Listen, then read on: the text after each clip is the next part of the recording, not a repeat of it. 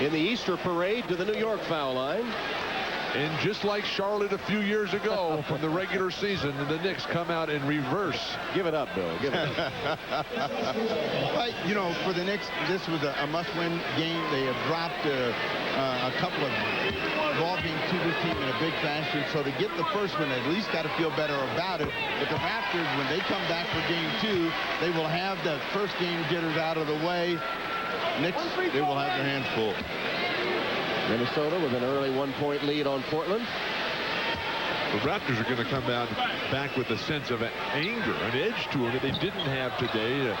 Intentional miss there by Sprewell just to keep the game flowing and get it over with. And that is it, as New York holds on to beat Toronto in game 1, 92-88. So for Bill Walton, Steve Jones, and Jim Gray, Tom Hammond saying so long from the Garden. Now for the T-Wolves and Trailblazers, let's go to Mike Breen. Want to welcome those who watched the Knicks defeat the Raptors at Madison Square Garden as we're midway through the first here in Portland. The Trailblazers within 1 of Minnesota. Second best record in the NBA for the Portland Trailblazers, but struggled down the stretch. Basically a 500 team after that loss to the Lakers at the end of February. However, they say they're back on track and ready to go. They've got a tough first-round opponent as Brandon is called for an offensive foul. The Timberwolves started slowly, but they finished very, very strong. And the Minnesota Timberwolves have been a very good road record all season long at 24-17, and they've already won a game here at the Rose Garden earlier this season. And hello, everyone, along with Matt Kukas, Mike Breen on hand. Again, you look at what happened with Portland, the great start. Everybody's saying they're invincible, probably going to win an NBA championship. What happened in that stretch, Matt, where they struggled? Well, they got off to a 45-11 start. The big game, the February 29th game, it was a loss to the Los Angeles Lakers, and it was injuries to Brian Grant and Arvydas Sabonis. But hey, keep in mind, they did finish with the second best record in the league. They are the best shooting team, and Portland's defense, when it's aggressive, very, very stingy. Of course, from Minnesota, as we said, just the opposite with a real slow start. They were 7-13 at one point, but finished with such a great flourish. How far can they go with Kevin Garnett? He's such a tremendous player. Do they have enough around him? Well, they have Kevin Garnett, who does so many things for them. They also have Terrell Brandon, and it's crucial for Minnesota that he knock down a lot of perimeter shots, plus get his teammates involved. But Minnesota is coming in this as a very confident team after getting off to the slow start in the beginning of the season. Just 7-13, and that Japan trip took something out of them, but they're playing very solid basketball right now for Flip Saunders.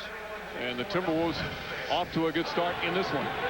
Well, again, if they're nervous, and I think all teams coming into the playoffs have a little bit of jitters going, but it's so crucial for Minnesota to get Terrell Brandon going, to work hard against D.Stoudamire. And Wally Szczerbiak, in his first playoff appearance, the fifth pick in the first round, Wally Szczerbiak has been able to get out in the open floor and get some good looks at open jump shots in fast break situations. Szczerbiak again 3 for 3 from the field. How'd you like to be Szczerbiak in your first playoff game ever, going against Scottie Pippen? That's the matchup, who has played in 182 playoff games. And the big difference that he has seen in Scottie Pippen so far in this game, Scottie has not been all that assertive with his offense throughout this whole regular season, but he is taking it hard at Wally Szczerbiak and taking it with authority, trying to get to the basket and make sure he dunks everything. He must think that Kevin Garnett is lurking around somewhere there, but I think Scottie Pippen thinks he can take Szczerbiak off the dribble, but Szczerbiak has shown to be a solid defender throughout his rookie campaign. Foul trouble already for Portland. Arvydas Sabonis picked up 2 quick ones. Szczerbiak getting up a little closer and puts the hand up on Pippen. And that's the first on Szczerbiak. Second team foul against Minnesota. Well, Scottie Pippen, when he came to this team, was so careful not to step on any toes, despite the fact that he was coming in with Steve Smith and Detlef Schrempf to add stability, veteran leadership, and he wanted to make sure he was a ball distributor and try to keep the ball moving, play good, solid defense. And a lot of times, there. Stoudamire draws a foul on Brandon, and that's the second foul on Brandon. The two buddies, both Portland natives, going at it, and that's a key call against Minnesota. They like each other, they respect each other, yet there's that obvious competition that you would have with two great stars coming out of high school basketball here in Portland. And D.Stoudamire has to be very careful. He knows that Brandon is going to get a lot of offensive opportunities, his natural instinct would be, hey, I'm going to take the ball back at Terrell Brandon, make him work defensively, make sure I get my numbers. But he's smarter than that now. He has really grown over the last year. He realizes he's got another job here with Portland. His role is different, and he has adjusted very nicely this season. Bobby Jackson coming in now for Brandon. And again, for those watching the Knick victory coming up halftime of this game, you'll hear from some of the victorious Knicks as they take a 1-0 lead in that best-of-5 series. Here you see the season leaders for the Timberwolves, but Garnett has gotten a lot of help. Inside, nice adjustment, can't finish. Grant coming over to alter it. Stoudamire knocked out of his hands by Nesterovic. And Garnett able to score. Nesterovic able to knock it away and force the turnover. Well, when Nesterovic started this season, he was supposed to come in very gradually, play with Dean Garrett, also Joe Smith, and play center by committee. But with the injury to Garrett in training camp, Nesterovic pressed into duty. Scottie Pippen from downtown. And the Blazers have already hit 3 from long distance. Smith had the first 2, and Portland back up on top. So maybe Scottie Pippen was saving himself for the big playoff run as he kind of took it easy, at least offensively, throughout much of this season. His lowest scoring average since his rookie year. Nesterovic has the height on Grant. Garnett's tip won't go, and a battle inside. A loose ball foul is going to go against the Portland Trailblazers. Good work from Sealy. Well, Kevin Garnett hanging around, lurking around, taking advantage of the hustle play by Rasho Nesterovic. And then Scottie Pippen, who's been looking to take the ball to the basket at every opportunity, takes advantage of the penetration, the draw and kick to spot up for a 3. It looks like Scottie Pippen is trying to establish something and make a statement to young Wally Szczerbiak. The foul was on Rasheed Wallace, and they call it in the act as Sealy was trying to tip it in. Wallace picks up his first. Malik Sealy has found a nice home in Minnesota. Who's had some struggles in Indiana and with the LA Clippers, and a little time in Detroit as well. But he has been a nice role here, and a technical foul has been called. Mike Mathis quickly calling the technical on who else but Rasheed Wallace, who had 38 technicals during the regular season, was ejected 7 times, and promised his team he would not get involved in this during the postseason. But here already in the first quarter, he's picked up his first. Well, he's obviously got the habit of chirping, and he's not going to get away with that with many of the officials in this league, in particular Mike Mathis. And I think the Portland Trailblazers players, coaching staff, management, ownership are at that point where there's just nothing more you can say to Rasheed Wallace about these situations. They have to pretty much we're trying to listen to Mike Mathis give us the reason for the technical foul. Sounded like you said one of the magic words. Oh. That'll do it. And it's been a problem all season for Rasheed Wallace. 1-point lead for Minnesota. I was talking with Mike Dunleavy before the game. He said, yes, this Portland Trailblazer team has a lot to prove to themselves and to everybody. The expectations for this team are really up in the air. Scottie Pippen, beautiful move. Szczerbiak maybe hitting from the outside, but Pippen's putting a clinic on down the other end. When I say up in the air, I mean sky high, the expectations for this team. They are supposed to do no worse than battle very hard with the Lakers in the Western Conference Final, but a lot of work to be done before that. Garnett pulls down. Stoudamire 1-on-3.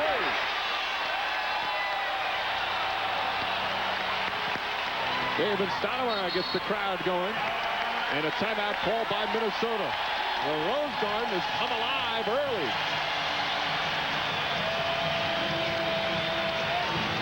Well, Scottie Pippen trying to get things going, taking the ball hard to the basket. 4 out of 5 from the field so far for Scottie Pippen. And then Dayton Stoudamire, lethal in the open floor. Very difficult to make him pick up his dribble, easily getting to the basket through the Minnesota defense. And you're watching the NBA playoffs on NBC.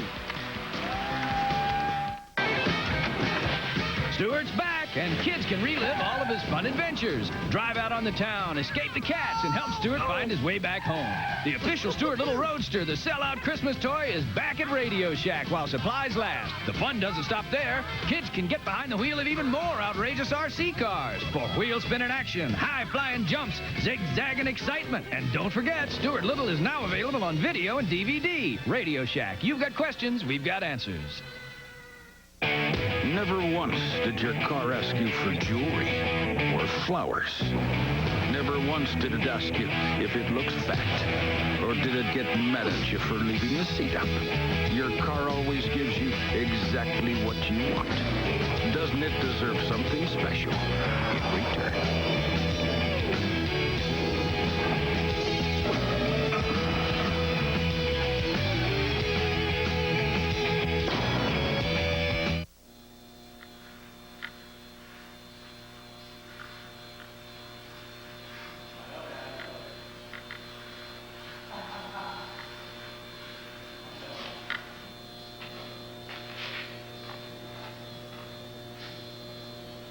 Whatever you do to get up for the game, stay up.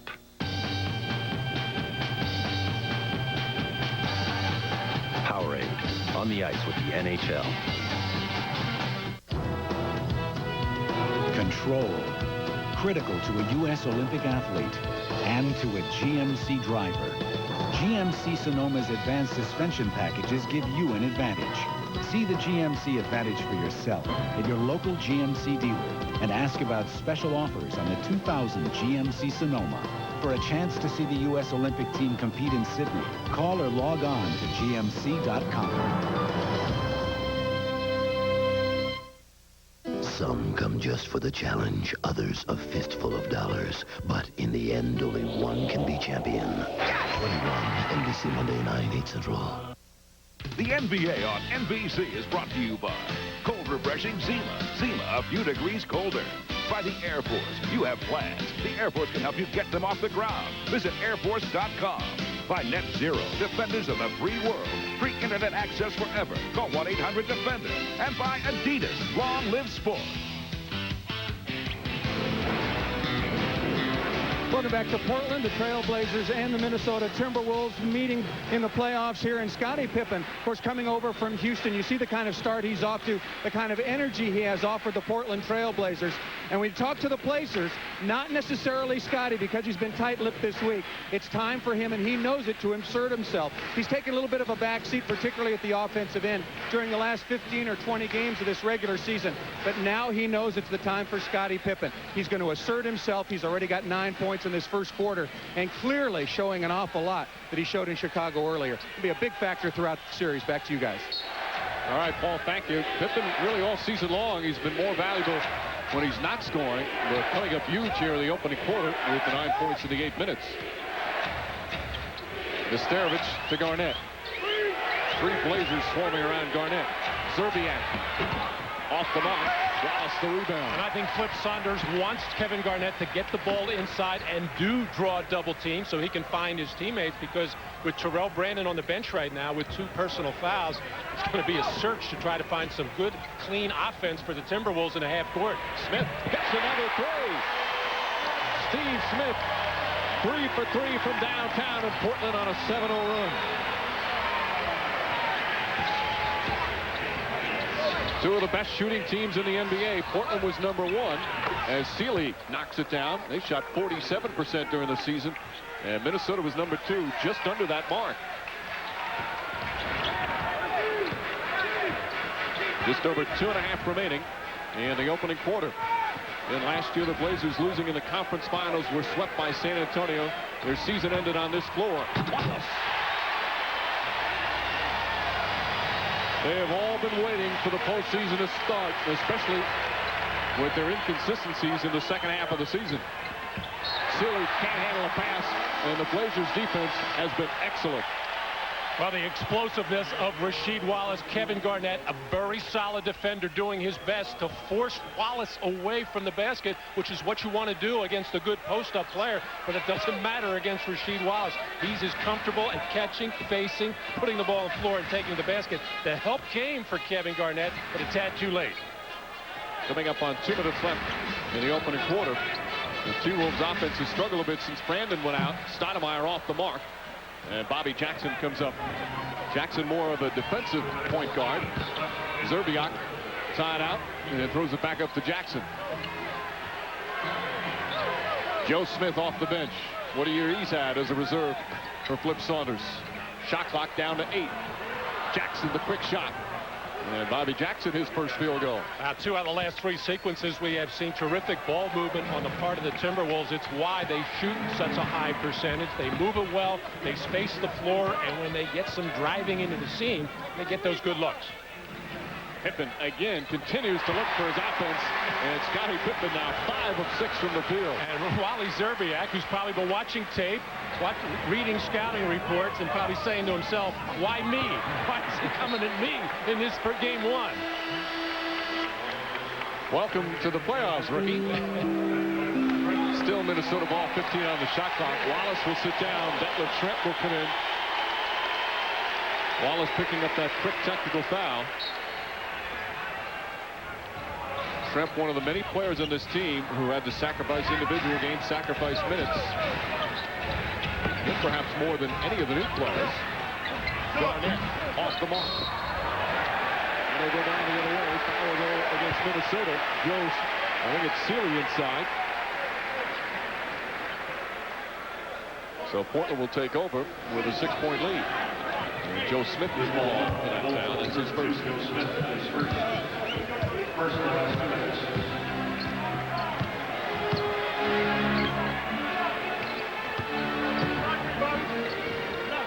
Pippen using Grant, gets inside again. Scottie Pippen can't miss here in the opening quarter. Scottie Pippen has been doing it with individual moves, doing it from the perimeter, now running a nice little pick and roll game, as he is really schooling Wally Szczerbiak at this point. He's already scored more than his season average. Jackson off the pass. Grant rips down a rebound. And what a boost by Grant to give this team a good return to last year's form. You can feel the energy and the enthusiasm that he brings when he steps out on the floor, not only for his teammates, more importantly for this building here at the Rose. D.Stoudamire for 3. The Trailblazers shooting the lights out from downtown. They're 5 of 7 from that distance, and an 11-point lead.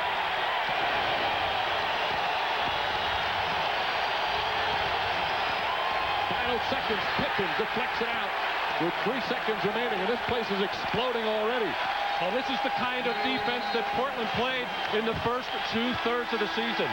Quick, hard, aggressive, all 5 men working in unison. And when you have that kind of defense, you have trust, you have sharing. It carries over to the offensive end, and that's what was missing after that February 29th game. They lost their focus and direction at the defensive end. It looks like they're starting to get it back. And certainly on the offensive end, Pippen sits down as Stacey Augmon comes in. Steve Smith will take a break as well. Bonzi Wells quickly checks in. Garnett steps back. That's a 2. And there's the buzzer. A thunderous ovation for Scottie Pippen and the Trailblazers. Pippen, the 13 points in the opening quarter, as Portland shoots 59% from the field. The team with the second-best record in the NBA during the regular season, off to a raucous start in the postseason. You're watching the NBA playoffs on NBC. Power, critical to a U.S. Olympic athlete and to a GMC driver. With the most powerful standard V8 in its class, GMC Sierra Extended Cab gives you the advantage. See the GMC Advantage for yourself at your local GMC dealer and ask about special offers on the 2000 GMC Sierra. For a chance to see the U.S. Olympic team compete in Sydney, call or log on to gmc.com.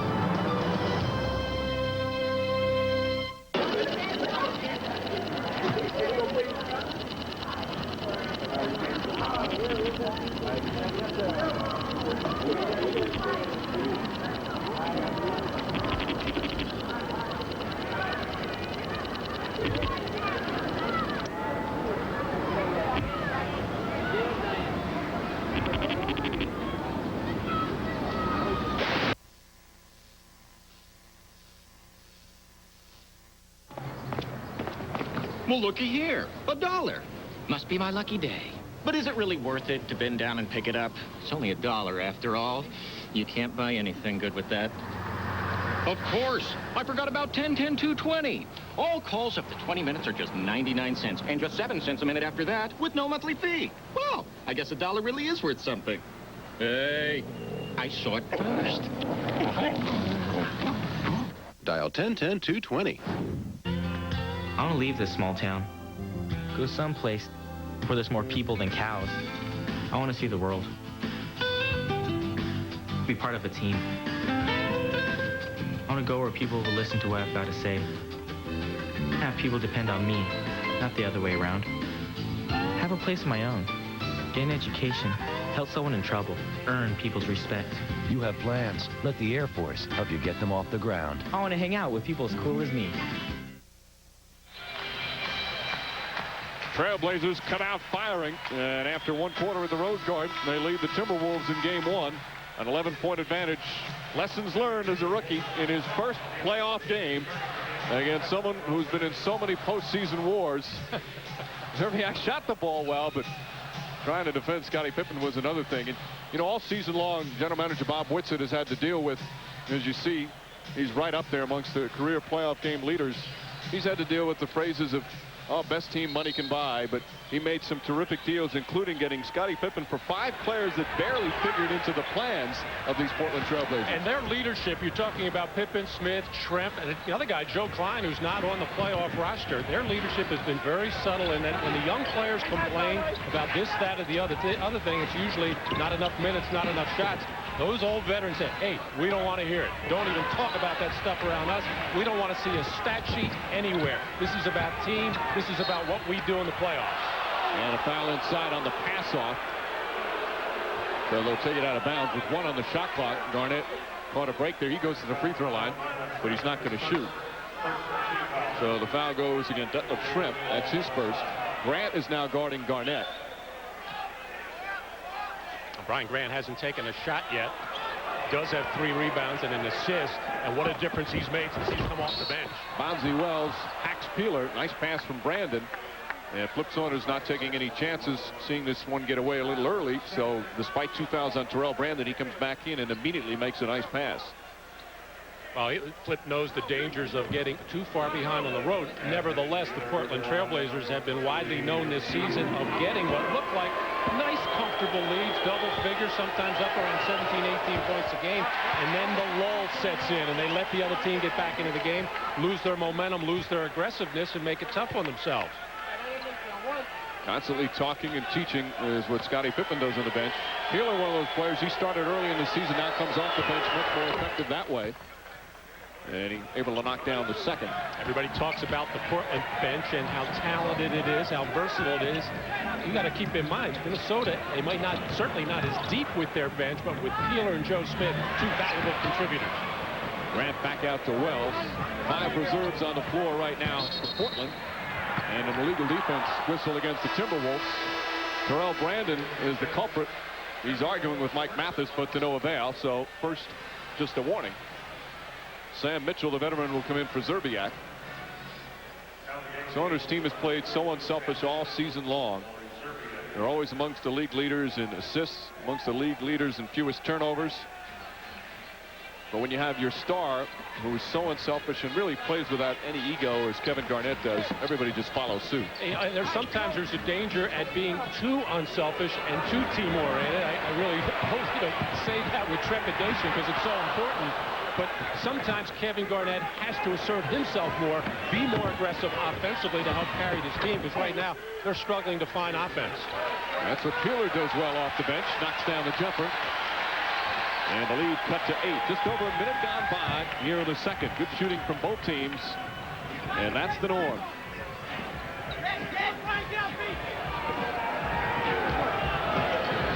Tremp, mismatch against Peeler. And a foul call on Anthony Peeler. That was Tremp, another man with so much playoff experience. He's 37 years old now in his 15th year in the league. Good recognition on the part of the Trailblazers. Seeing the mismatch, taking their time and getting the ball inside. That's what happens when you have a veteran team. Not a lot of fuss and panic out there. Just try to make the right play, go to the right situation more times than not. Well, it's just the first team foul on Minnesota. First on Peeler. Wells looks up, sees the shot clock winding down. This is the 3. Brandon tips it, but Greg Anthony tracks it down. Anthony, the backup point guard, another valuable veteran, plays a lot of the fourth quarter minutes and an excellent defender. Garnett was swarming over Wells, and he didn't see Joe Smith. First playoff game for Bonzi Wells. Played briefly in the regular season in the shortened season last year for the Trailblazers, but left off the playoff roster.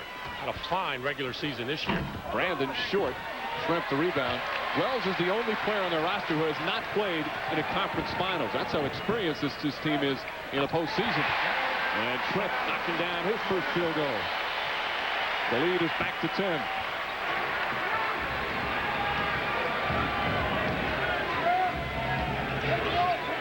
Timberwolves have had a number of good comebacks during the course of the season. Their season was a comeback the way they started. Part of the reason is because they're such a good shooting team. Wells puts his hand on. And Bonzi Wells picks up the personal. That's going to be his second and the team's second. And we'll have a timeout. Nearly 3 minutes gone by. Second quarter in Portland. Trailblazers a 10-point advantage. NBA 2-ball. NBA 2-ball. NBA 2-ball. Take the shot.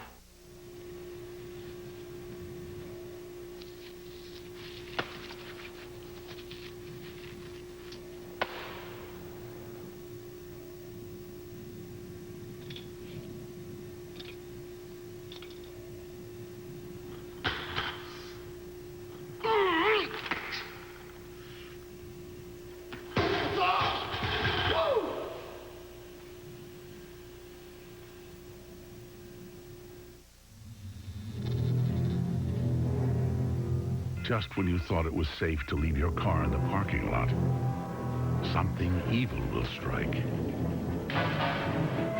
You need a car tough enough to take it on. Chevy Malibu.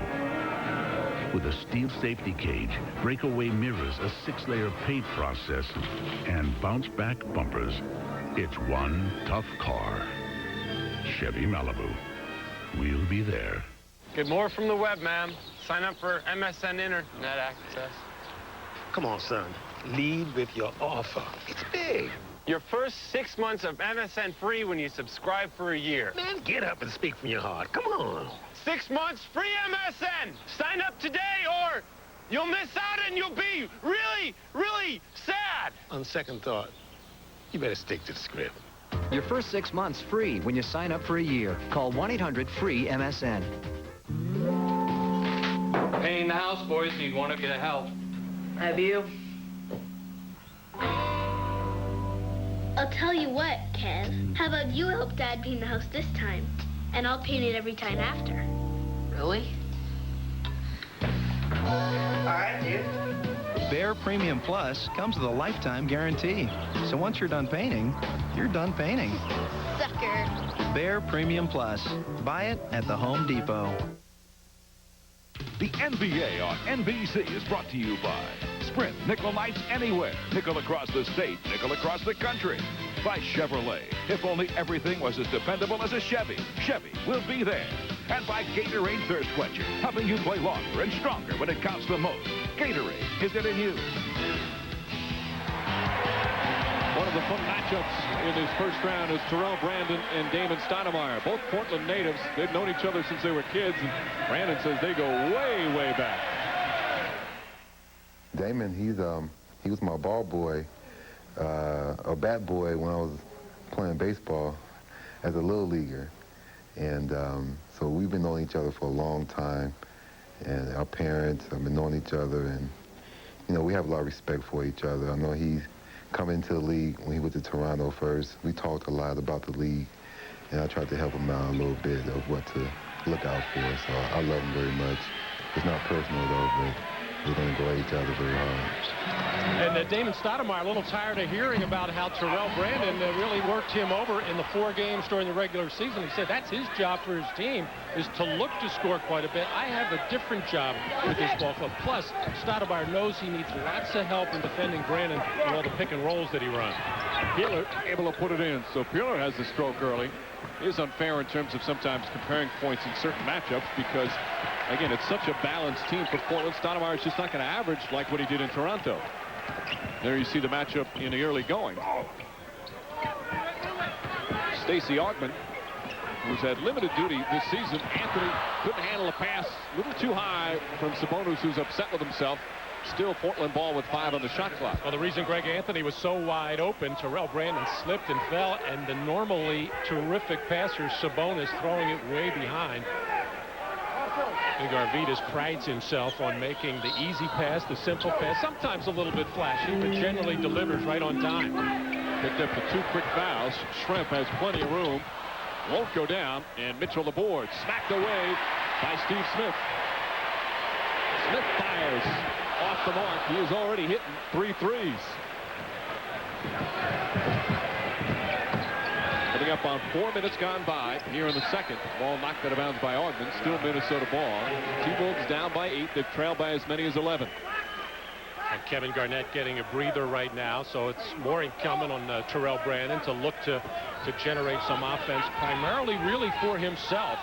And then if he gets covered, then find openings. Brandon finding some room. Terrell Brandon knocking it down. There's that pick and roll play, Mike. So difficult to guard. That's why teams run it.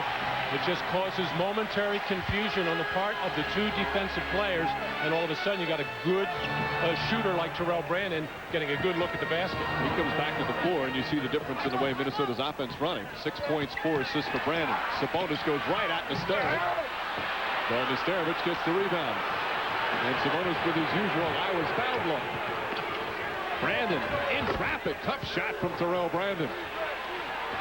When he's been healthy, he's one of the premier point guards in the NBA, but that's not always been a given. And he's going against a very tough defender in Greg Anthony. However, he's been hampered by bone spurs in both ankles, so he's not going to be as tough defensively as he normally is. And a loose ball foul called against Anthony Peeler as he knocked it out of the hands of Sabonis. 2 fouls now on Peeler, who's had 5 points off the bench. Pippen back in the game for Portland. Terrell Brandon in an open floor situation, not known as a penetrator all the way to the basket, although he will do it from time to time. And why go in there amongst the giants when you've got that ability to pull up 15 to 17 feet and shoot the ball as well as he does? One of the lost arts in basketball, the mid-range jumper. Remember Hal Greer, one of the best in open floor situations. He used to dribble right up to about 17 feet straight away, take that jump shot and make it almost with the layup type efficiency. Smith knocks it out of bounds. And we'll have a timeout. Just over 5 minutes gone by in the second. Minnesota storming back. They're now within 4.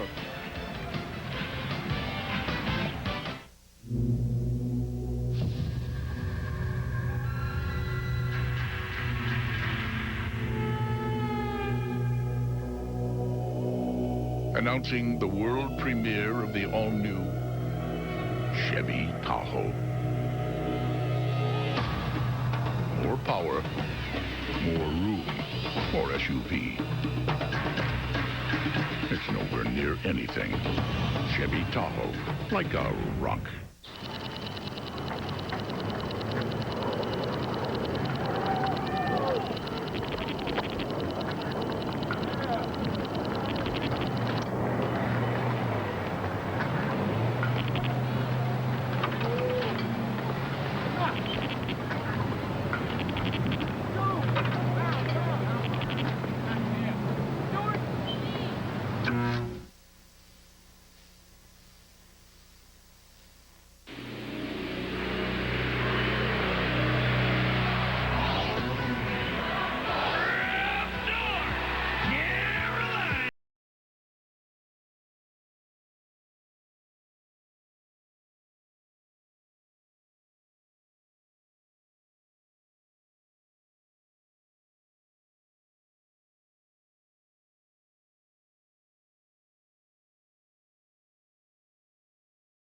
Bigger. Coming up next, the NBA playoffs continue. The Sacramento Kings, the Los Angeles Lakers. Behind Shaquille O'Neal and Kobe Bryant, the Lakers stormed their way to the league's best record. But Jason Williams and underdog Sacramento played them tough in the regular season. Their primetime playoff showdown is next on NBC. Happy Easter Sunday to all those. As you see the bunny ears, I tried to get them to make headphones out of bunny ears earlier today, but I was told to grow up. I've been saying that all year. As for the Western Conference, the powerful Western Conference, Phoenix with the big win in San Antonio, who played without Tim Duncan. The defending champs already down one. Utah looking as efficient as ever in the victory over Seattle. Of course, the Lakers in Sacramento. That game will follow us, as the Kings perhaps might give them a run for their money. Well, what's going to be so important in that series is the ability of Vlade Divac and Chris Webber to step out on the floor and bring Shaquille O'Neal away. Philadelphia with the road win. The Knicks and the Heat both winning at home. And that Indiana-Milwaukee game tonight. Mitchell on the pull-up. Sam Mitchell, the all-time leading scorer for the Minnesota Timberwolves, although Kevin Garnett someday soon will pass that. I have a feeling he will. Paul Sunderland reporting to us during that timeout that Flip Saunders keeps encouraging his team to get out in the open floor as much as possible. He realizes the difficulty of trying to execute in the half court against a very tough Portland defense. Nesterovic picking up the foul. And that's his first. 8-0 run right now for Minnesota. Third team foul against the Timberwolves. That's pretty good for Rasho Nesterovic. He's normally foul prone, but keep in mind, Arvydas Sabonis has really not gone deep into the post and started to work him over. Ball knocked loose. That's something Nesterovic has had to battle, as you mentioned, all season long. He's fouled out 9 times this year. Smith does not get the bounce that time. As we approach the midway point here the second. This Thursday at 7 Eastern, log on to NBA.com for a live webcast of the NBA.com Celebrity Fashion Show, featuring celebrity models Carmen Electra, Ice Cube, Elton Brand, and Rebecca Lobo. The show will originate from the NBA store in New York City, Thursday at 7 Eastern. It's kind of been a typical Portland performance. They have a flurry. They build up a full double-figure lead, and then all of a sudden they relax. Now, a lot of it is because Mike Dunleavy has gone to his bench quite freely. Nesterovic off the mark. Shrimp with the board. Pippen, the big first quarter, as he helped Portland get out to an 11-point lead. Off the mark that time. Nesterovic tips it. Ball fight. Boy, Smith. The two Smiths, Steve and Joe, really battling on that. Brandon passed up the three. And Joe Smith got away with a lot of mayhem there as he just held on to Steve. Nesterovic drops it in. The second-year man of Slovenia, helping Kevin Garnett get a long rest. And with Garnett on the bench, Minnesota on a 10-0 run. Talking about Mike Dunleavy going freely to his bench. Now, he's done that all year long. Normally in the playoffs, you shorten your rotation, but again, he has so many guys that can play, wants to keep them fresh. Scottie Pippen continues his fine shooting, his second three-pointer, and Pippen has 16 points in 14 minutes of play. It's almost as if Scottie Pippen has taken a page out of his former partner's book, Michael Jordan, who in these playoff games used to come out very aggressive and let the chips fall where they may as far as everybody else getting involved in the game. Michael was going to establish a tone, and it was going to be him taking the ball and trying to score on other people. Joe Smith with his first shot attempt knocks it down.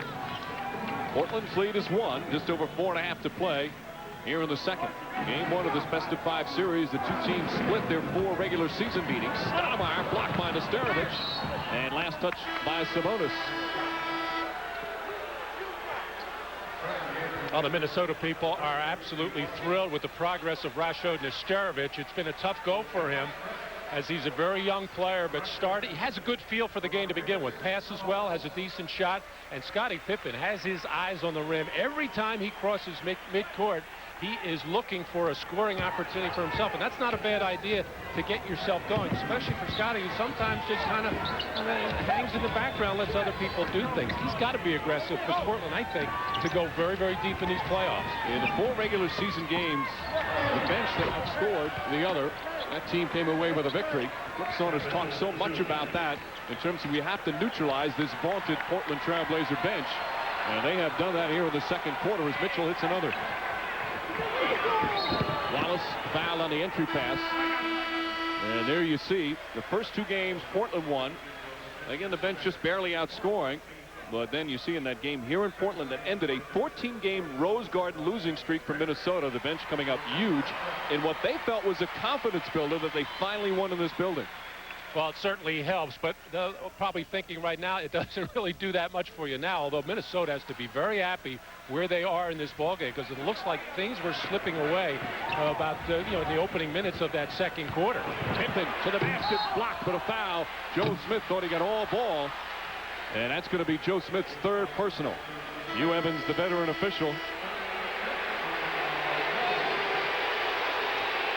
Well, blocking shots is not the forte of Joe Smith. Normally, he's one of the best in the league at stepping up and taking charges, but I think he realized that Pippen was already in his motion, already on his way to the basket, and tried to do the next best thing. But normally, Joe Smith's right in that lane. Looked like a pretty good defensive play. Garnett back in. The crowd wanted a technical foul call on Smith. They always feel the cheese is so quick on Rasheed Wallace. Why not call it on Smith? But Wallace deserves to have the quick the way he's behaved this season. And Scottie Pippen's taking that ball hard to the basket. Scottie Pippen's got a reputation, and you know, he's going to get the benefit of the doubt on most calls. He's been the most aggressive player really on both teams so far in this first half. And when you're the most aggressive, you'll get the benefit of the doubt on calls. So Pippen now with 18 points. His season high this year was just 25, and again only averaged 12.5 per game. 1-point lead for the Blazers. Brandon shooting very well. Terrell Brandon now 5 of 8 from the field. He's in double figures. You know, they know Terrell Brandon's going to get his shots. He's going to score his points. The big key for Portland is making him work hard for it, make it be difficult for him, and also make him work at this end of the floor. Stoudamire, nice move, can't finish. Wallace on the follow, puts it over to Sterling.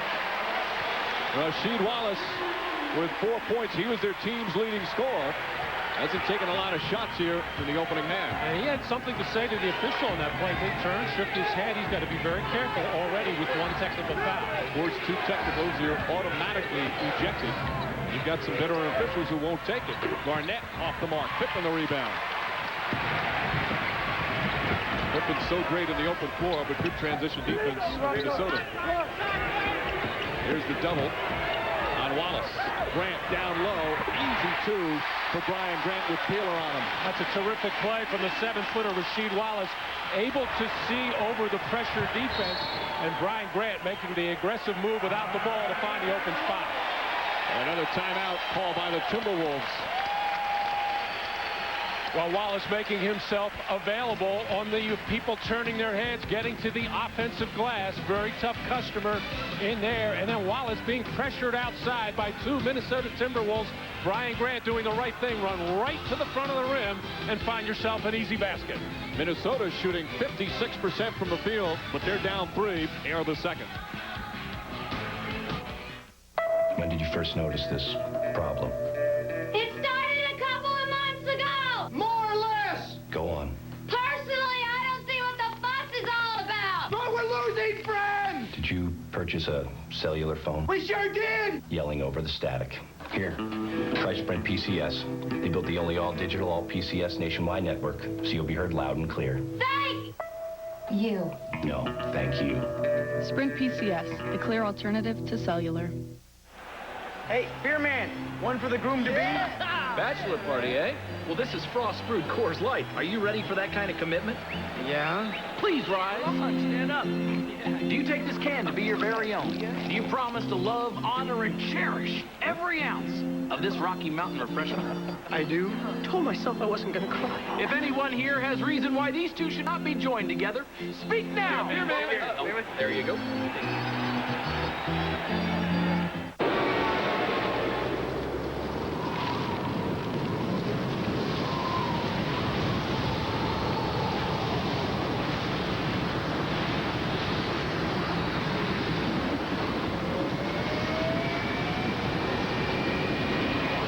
The sleek, new 200 horsepower Chevy Monte Carlo SS.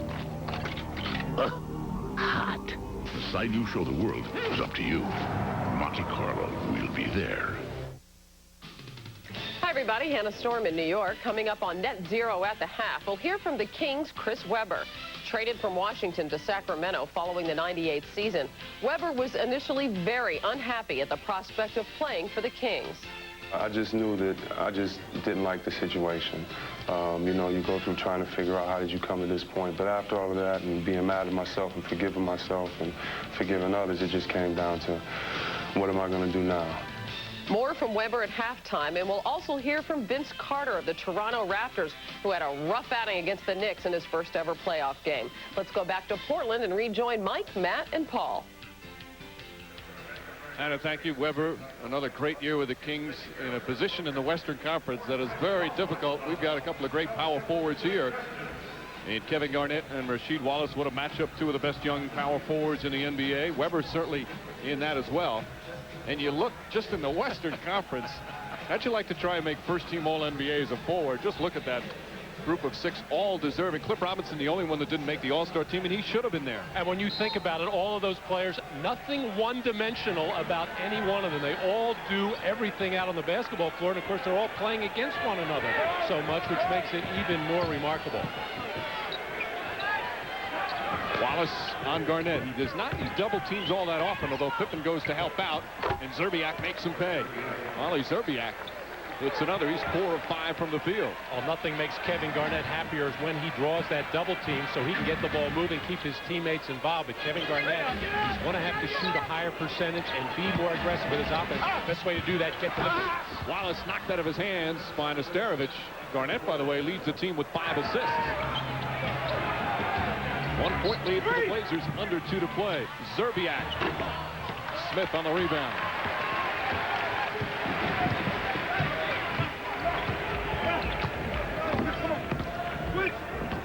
Szczerbiak back on Pippen. Pippen took him to school in that first quarter. Grant against Nesterovic. Brian Grant, offensive foul on Grant, backing in, and that's his first.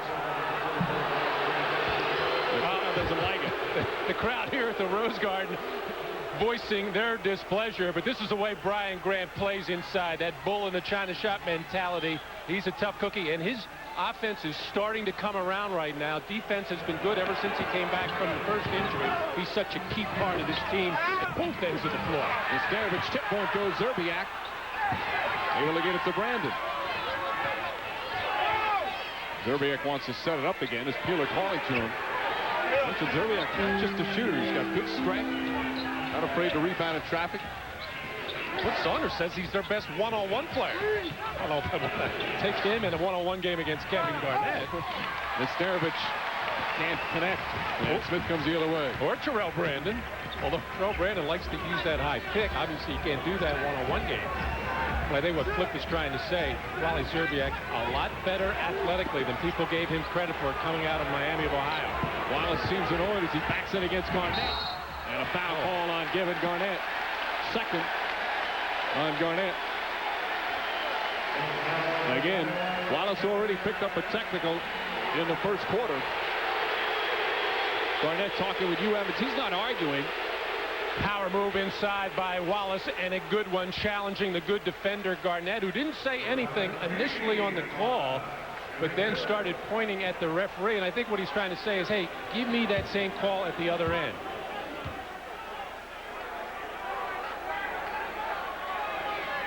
Wallace hitting the first free throw. 39.2 seconds remaining in the half. You know, so much was made of Rasheed Wallace, and rightfully so with all the technicals and the 7 ejections. But he has had a tremendous, tremendous season. He's such a talented player, and as you mentioned, that the versatility is what sets him apart. Cliff Saunders in a bit of a gamble here with Garnett with 2 personal fouls, but certainly doesn't want to see him get his 3rd. Now, you don't expect to get one at the offensive end, but you never know. You jump over somebody's back. Garnett. Wallace again falling away, and Kevin Garnett just 3 of 9 from the field. And what he's done the other things. Hard to pick up an offensive foul when you fade away like that, but that's the kind of shot Kevin Garnett likes to take in post situations. You'd think, having worked with Kevin McHale, he would have developed more of a power game at this point, but I'm sure it'll come in time. Steve Smith operating. Nice pull-up from Smith with 4.1 remaining. They'll have time to get off one more. Brandon throws it ahead to Garnett. That's a 2-pointer. Oh! Kevin Garnett at the buzzer. It's back-to-back shots for Minnesota. And the T-Wolves hanging tough. And a 1-point game after the first 2 quarters. Minnesota outscoring Portland by 10 in the second quarter. And it wasn't like it was a wide-open look. Rasheed Wallace right up in his face challenging it. I got to wonder just how good a look Kevin Garnett got. Let's send it over to Paul Sunderland. All right, Mike, Scotty, no question in a game like this, the way the end of your season went, you were going to come out and assert yourself. What was the key to getting off to such a great start? Well, I'm just coming out being aggressive. You know, I realize what this team opposed to us defense so we can get to the basket. They don't have shot blockers, and if they do, we got to look to dish the ball. So I tried to be aggressive, taking the ball to the basket and got some open looks. But to keep it up is to really stop them on the defensive end. All right, Scotty, thanks for your time. Good luck in the second half. Mike? Thank you, Paul. Pippen, 18 points in 19 minutes. He was 7 of 9 from the field. Blazers led by 11 early. Minnesota, though, storms back. And at halftime, it's 48-47. Now stay tuned for Net Zero at the half. Coming up after these messages, you're watching the NBA playoffs on NBC. See the USA in your Chevrolet. America's the greatest land of all. Introducing Chevy Impala. Designed, engineered, and built to be the most carefree car on the road. See the Let's go for a drive. Impala. We'll be there. Head to McDonald's for a tender new crispy chicken or new chicken McGrill. Both have a surprising taste. Whoa, who has 2 great new chicken sandwiches? Did somebody say McDonald's?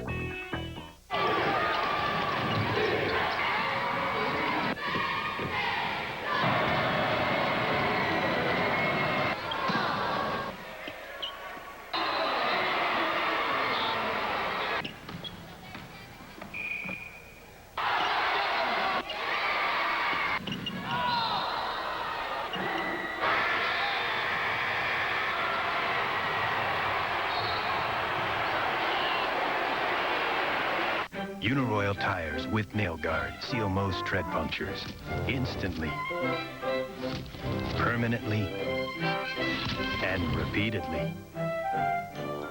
Nail guard tires, only from Uniroyal. There's a moment in every race. In every game. In every 60 minutes. When you can either quit, fold, or say to yourself, I can do this.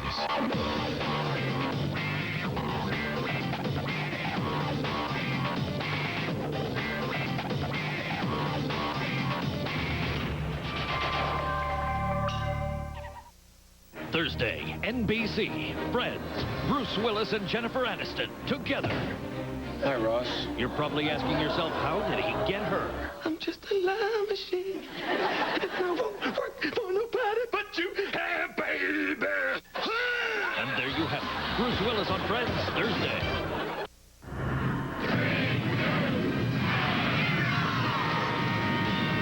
Welcome to Net Zero. At the half, Net Zero, defenders of the free world. Free internet access and free email forever. www.netzero.net. Halftime in Portland with the Trailblazers leading the Timberwolves by just 1, 48-47. Scottie Pippen leads all scorers with 18. Kevin Garnett, 8 points in the first half for the Timberwolves. And happy Easter once again, everybody. Hannah Storm back with Isaiah Thomas and Mike Fratello. And Peter Vessey's been at the Garden all day, and he'll join us from there in our next segment. First, Sacramento's Chris Webber, who faces the Lakers in Game 3 of our triple header. Webber is the oldest of 5 children in a tight-knit family from Detroit. Growing up, basketball wasn't always the sport of choice.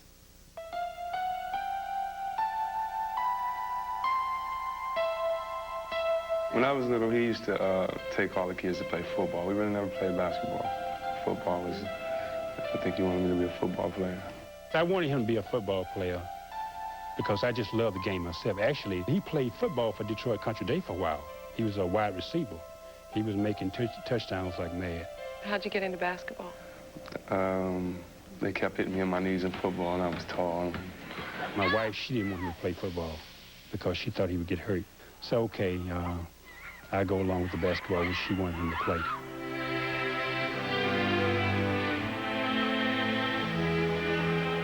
The whole experience of high school, to me, it was just fun. It was just something where I don't even know if I can ever have that much fun again. Next year, I'll be a Michigan Wolverine.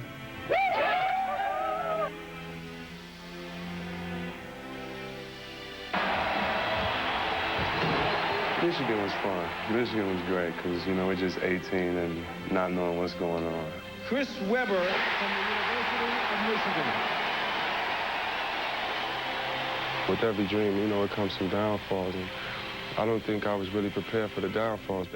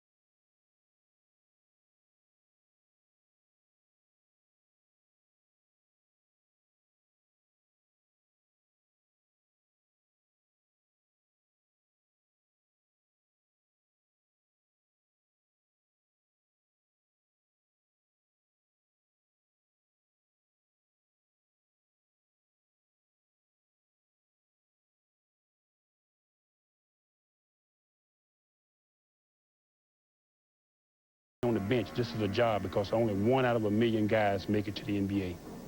You got to go. First of all, he would say, "You're my son, I love you, and I'm on your side." And secondly, you need to face the responsibility, own up to it, be a man, and move on from there. With a guy like that, being that frank, but then, you know, being that caring and that honest, you know, it's pretty easy to make it through life, and I know that's my support system. What did your folks say when they found out that you were going to play in the All-Star game? Well, my father, he thinks he's a prankster, and he called and said, "I'm sorry, I heard you didn't make the team," and I didn't talk to him yet. I didn't know. And he was like, "No, I'm joking, you made the team, and I'm proud of him." From the Sacramento Kings, Chris Webber. The time I really just got chill bumps and got excited when he walked out and they called his name. I was about to cry, you know. And I said, look where this guy came from, you know. Just seemed like he was at the bottom of his life, and everything all of a sudden just, you know, he's back up on top again. He was given a second chance. To hear my father say I'm proud of you, knowing how tough he is on me, and that really meant a lot to me. You know, that's my closest friend. Well, Webber just had a monster season this year, 6th in the league in scoring, 5th in rebounding, and the Kings might be undermanned at some positions against the Lakers, but certainly not at power forward. And among the people who were watching that feature on Chris Webber, a look at the Kings in the visitors' locker room at the Staples Center as they get ready to take on the Lakers after this game. When we return, we'll have highlights from Madison Square Garden, a tight game today between the Raptors and the Knicks. First, a message from Net Zero and a word from the NBA.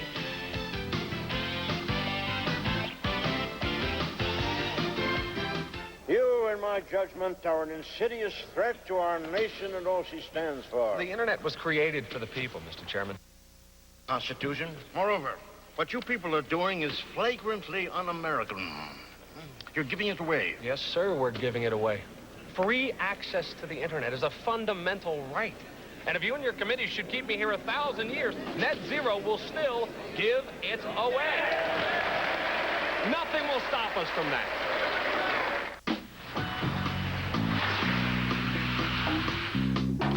I've always believed that there's strength in numbers. That's what teamwork's all about. Like here in downtown Oakland.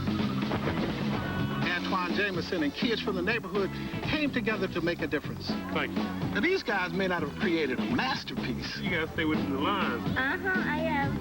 But when people come together, the result can be beautiful. Team up to improve your community.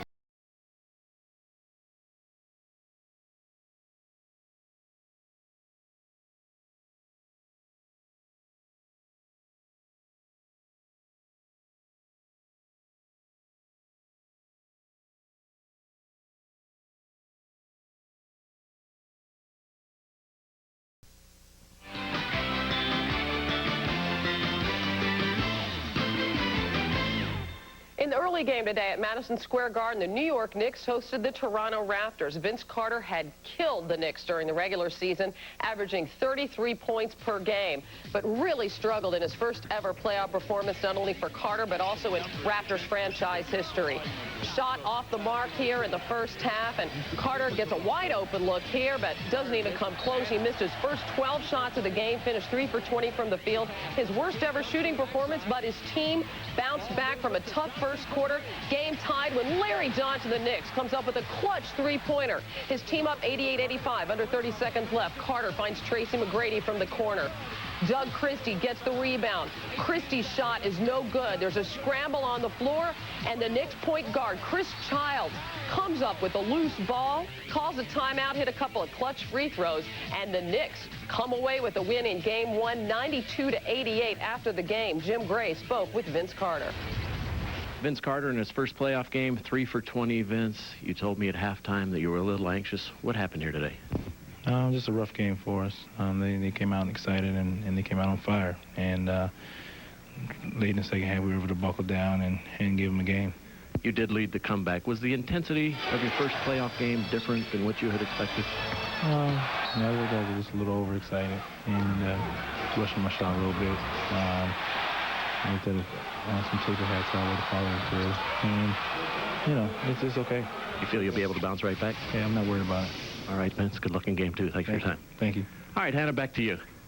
Thanks a lot, Jim. Peter Vesey has been at Madison Square Garden all day. And, Peter, I know you've just visited both locker rooms. What were the players on both teams saying about Vince Carter's tough playoff debut? Well, I talked to Alan Houston, and he told me that you know that Vince Carter is going to dominate at times, but you must be sure that he doesn't dominate the whole game. So with that in mind, Jeff Van Gundy made some key adjustments. One of them was that on certain Raptor plays, they double-teamed Vince Carter immediately as soon as he got the ball.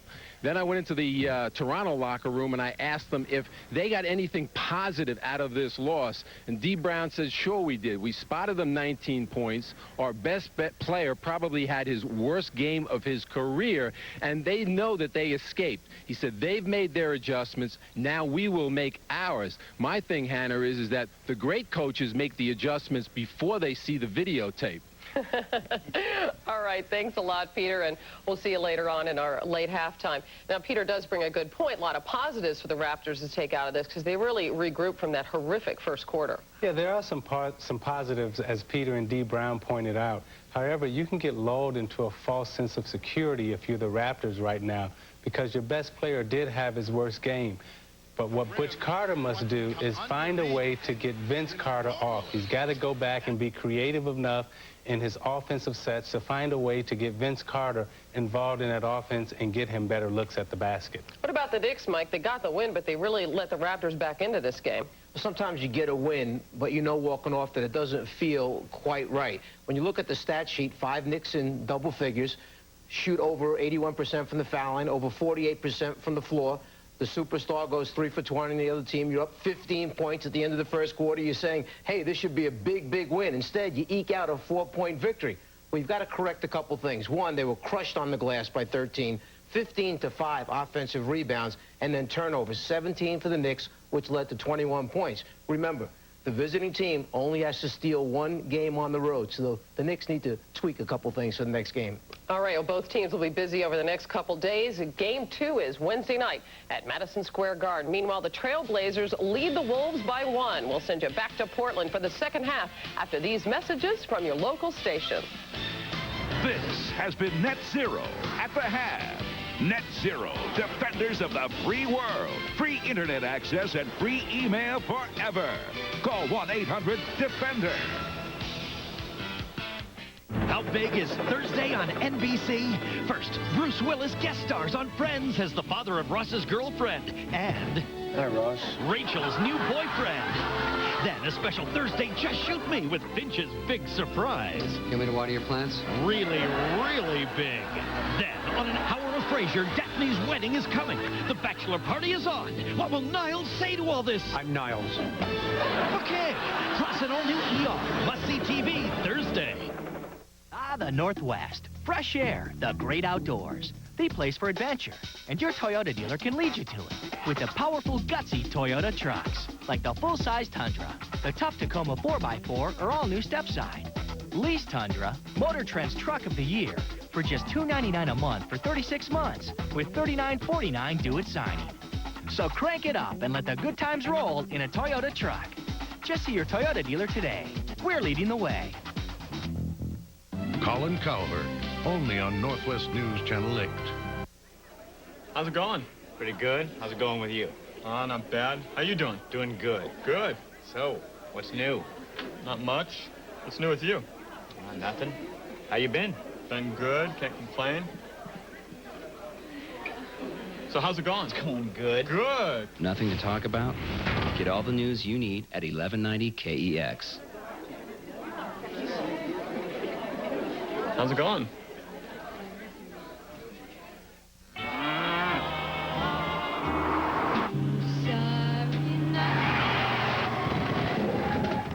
If you're driving around with some cut-rate car insurance and you get into an accident, that's when it hits you.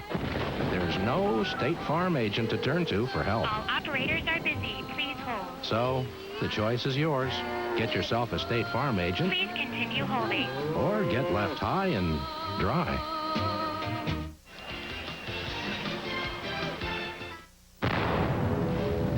Volunteers, we all have regular jobs. We can be coming from anywhere. We get a call, we need to get to the fire right now. Things that are going through our mind are the hazards we might face so that when we get on scene, we're ready to act. We need a truck that can handle anything we throw at it. 4 full-size doors gets us in and out quickly. There's 6 people in the cab and there's a ton of room for cargo. Great truck.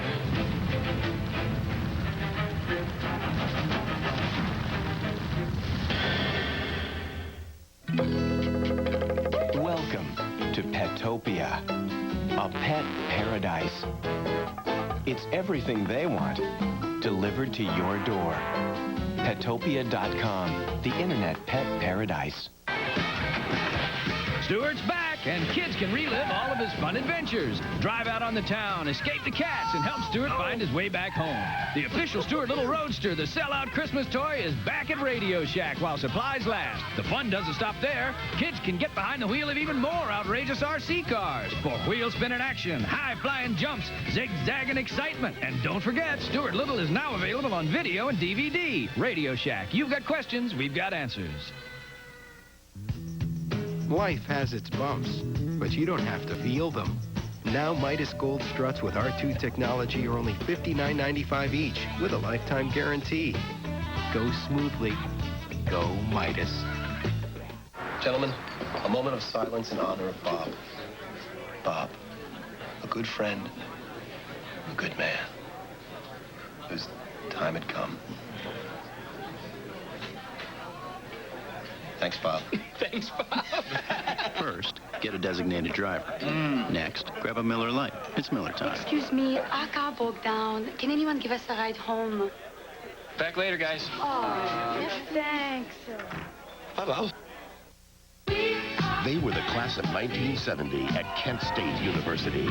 For 4 friends, this was the decade We never should have been there with loaded weapons. that would change everything. What were you doing at the Watergate? Except their friendship. We're all in this together. The movie event featuring the greatest hits of the 70s. What's your sign? The 70s, NBC next Sunday. Minnesota with a franchise record 50 wins during the regular season. And as we begin the third quarter, down by 1. Darrell Brandon, a terrific first half, 10.7 assists. Garnett just 4 of 10 from the field, but he did have 5 assists. Scottie Pippen, that great first half for Portland. Well, Mike Dunleavy, I'm sure, talking to his team about the fact that Minnesota shot 55% from the field in that first half. However, most of them jump shots and some in transition. Here's another jumper as Wally Szczerbiak has shot the ball very nicely in this game so far. And also, Mike Dunleavy talking to his team about getting back on defense and locating your man right away, in particular the shooters. The rookie Szczerbiak, 5 of 7 from the field. Sabonis, offensive foul. And Arvydas Sabonis picks up his third personal. He only played in that first half 9 minutes. Well, the Portland Trailblazers trying to establish something inside right away. They feel they've got a major mismatch inside with Sabonis against Nesterovic, normally a foul-prone guy. He's doing a nice job so far. Nesterovic has picked up 2 charges on the Blazers. Sabonis is still scoreless. Garnett and Wallace. Smith goes to help out.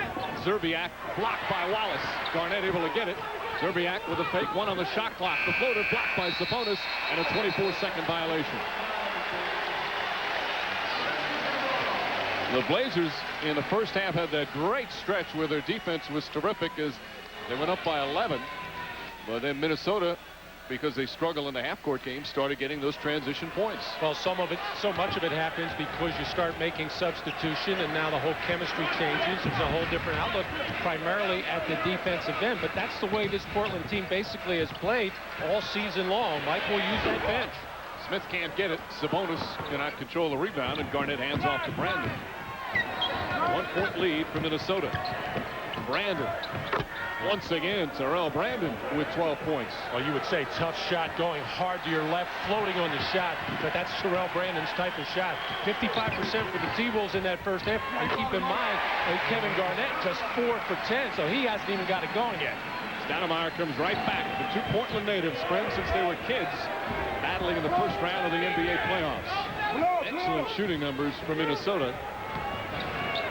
Brandon over Sabonis. Garnett, the offensive rebound. Malik Sealy able to find it. Another big part of the attack for the Timberwolves is to involve Sabonis in as many pick-and-roll situations, either on the ball or off the ball. His lack of mobility really makes the defense break down, and you get good opportunities. There we saw an offensive rebound chance because the defense was in rotation. 8 on the shot clock. Wallace pulling for a good ball denial from Garnett. Pippen fake. Sealy went for it. At that time, Pippen has to force it up, and Nesterovic the rebound. Nesterovic played some solid minutes. Like so many of the European players, like Sabonis, like Vlade Divac, a nice touch, a good feel for passing the ball, not a particularly good, tough interior defender. Yeah, but a good feel for the mismatch. Szczerbiak felt right away that he had the mismatch with Stoudamire on him, took it right to the goal, and Minnesota with their largest lead of the game. Stoudamire spinning inside. Still capable of big-time scoring nights is Damon Stoudamire. And he has to be aggressive. He can't just be a transporter of the ball from one end to the other and just a playmaker. He's got to keep his man busy at the other end of the floor. Garnett's outside shot not working there. Wallace inside. Nesterovic, good defense, and Wallace dribble it off. Wallace has a word with Mike Mathis again. He picked up that technical in the first quarter. Well, Terrell Brandon loves to run pick and roll. Here, a random one in transition, and then the 2 hard power dribbles to clear himself from the help defense to find that opening to get the good look.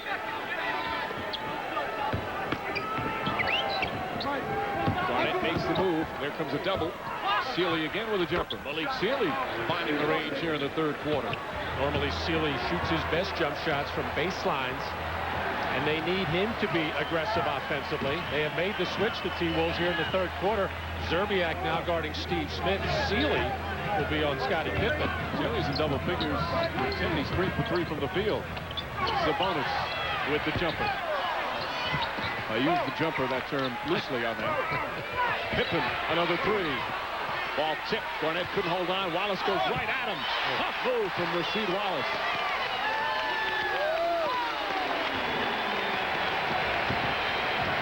Three-point lead for the visiting T-Wolves.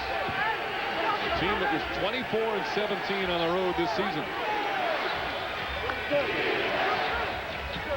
Brandon finding some space off the mark. And a loose ball foul will go against Nesterovic. That'll be his second. Well, it appeared Kevin Garnett with good inside position had the rebound all locked up, unable to hold on, and that's death against Rasheed Wallace, so quick and active and explosive around the basket. On the last offensive possession for Minnesota, miscommunication, maybe because the building very loud, and Brandon couldn't get them into the pick and roll quickly enough, and consequently didn't get a good shot. Smith trying to post up. Zerbiak pushes him out.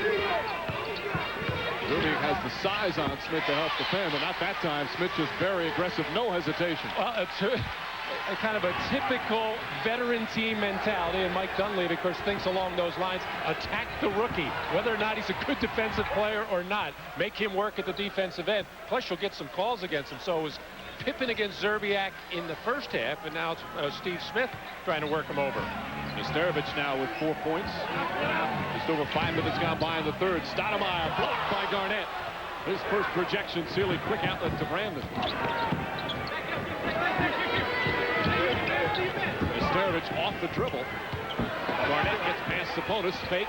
Wallace does a good job contesting the shot without fouling. And Portland quickly the other way. Pippen blocked again by Garnett. Deflected out of bounds. And still Portland ball. Arvydas Sabonis wanting the basketball, also wanting to know what the call is. And again, the miscommunication, and that's the home team on the home floor not knowing exactly what they want to do.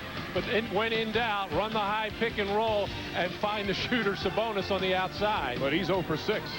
And Kevin Garnett trying to get some offensive going. Good defense by Wallace to seal him off, but Garnett doing the next best thing, making the extra pass. 6.5 remaining in the third. The T-Wolves a 3-point advantage.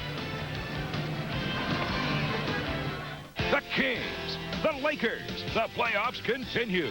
Next. Hi. Oh, yeah, hi. You seem a little slow there. Well, I was stunned by your beauty. Buy you a Miller Lite, it tastes great. Sure, but I like it because it's less filling. Huh? Well, opposites attract. That's a good one. You want to go someplace in town? Yeah. Grab a Miller Lite. It's Miller time. Rookie. What if your car knew you, anticipated your needs, and then reacted to meet them? What if it could help protect you in an accident with sensors that know where your seat's positioned and the severity of the crash, so the front airbags can react to you? What if it went even further? It's time to stop wondering what if. Introducing the new 2000 Ford Taurus with the advanced personal safety system. Baby, show me 1 + 1 is 2. Show me all the things that you can do. From coast to coast, from high to goodbye. That's the power of 2. Introducing Sprint 1000. 1,000 minutes of long distance for just $20 a month. That's as low as 2 cents a minute. Every night or all weekend long. The choice is yours. That's the power of 2. Anything more would be too much. Baby, show me 1 + 1 is... Switch to Sprint 1000 at 1-800-PIN-DROP. Now what you see is a masterpiece, 22611 frame. Forget the headlines, cause I'm one of a kind. Now pay attention to my game. See, I am KG. Always stay laced in my Nikes. My mind on one thing, championship ring. Come against me and score not likely. Inside, outside, looks like a triple-double tonight. And when all my shots fall, not surprised at all, cause I'm the player's delight. That's right. Inside, outside. The NBA on NBC is brought to you by Miller Lite. Grab a Miller Lite. It's Miller time. By Ford F-Series. The best-selling trucks are built Ford tough.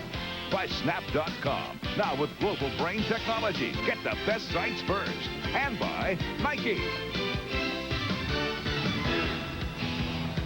Kevin Garnett maybe just 4 of 12 from the field, but you see the 8 assists. He says his #1 lesson he learned this year is to learn to get his teammates involved more. He goes into what he calls the lab, watches a lot of film, and is constantly trying to improve his game. Pippen blocked by Nesterovic. Third block in the last couple of minutes. Sealy running the floor, forces the jumper, won't go. Grant tips it. Ball knocked through Stoudamire. Excellent play. Stoudamire ahead of Garnett, trying to get some contact there, and somehow puts it in. No, I think his first thought was try to get to the other side of the rim and use it as a shield because of Garnett's ability to swat those shots away, but he couldn't get there and made a very difficult shot against an outstanding defensive player. Stoudamire's got 15. Garnett shooting over Grant. The outside shot has not been working. That time cans it, and he's in double figures. Well, you put up the numbers on Garnett, obviously not having the kind of shooting game that he would like, but you think about the special players over the course of time in this league, the Larry Birds, the Magic Johnsons. When the shot wasn't going, when the scoring wasn't there, they would always do the other things to help their team win. And Kevin Garnett has that same quality. Zerbiak trying to stop Steve Smith on a foul on the rookie. 2 on Zerbiak. Second team foul on Minnesota. Flip Saunders, one of the underrated coaches in the NBA. Not anymore. I don't know anybody who's undervaluing his ability. Most of the coaches around the league, when they play Minnesota, they know they are in for the battle. A tremendous amount of respect for Flip Saunders, and he will get some Coach of the Year votes, no question. He won't win it, but he'll get some votes. Garnett comes away. Saunders says he's read just about every book there is on coaching. Always speaking of Garnett looking to improve. Saunders is the same way. Wallace goes for the fake, recovers nicely. Pass inside, blocked, rejected by Rasheed Wallace. Pippen in the open floor. Scottie Pippen taps it, and Brandon comes down with it. What a move in the open floor by Scottie Pippen on the right-to-left crossover, almost breaking the ankles of Wally Zerbiak. Malik Sealy knocks it down. Sealy with 12 points. And it's a 5-point lead once again for Minnesota. Well, the transition game has been so good for Minnesota. It was part of their plan coming in, knowing they just can't settle in and play half-court basketball. They're good at it, but you just can't do it against a good team like Portland. So where the Blazers are getting hurt, and Mike Dunleavy and his team well aware of it, is in transition. Zerbiak, his 3rd foul. Dunleavy going right at the rookie. Zerbiak admitted at one point this season hit the rookie wall. At least perhaps hit the playoff wall right now. At least struggling a bit defensively, but has played well offensively. Peeler will come in. Peeler a lot shorter than Zerbiak. Smith trying to post him up as well.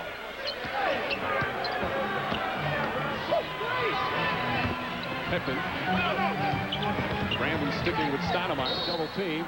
And a whistle and a 3-second violation. Everybody anticipating a shot all the way. Never really did come up there.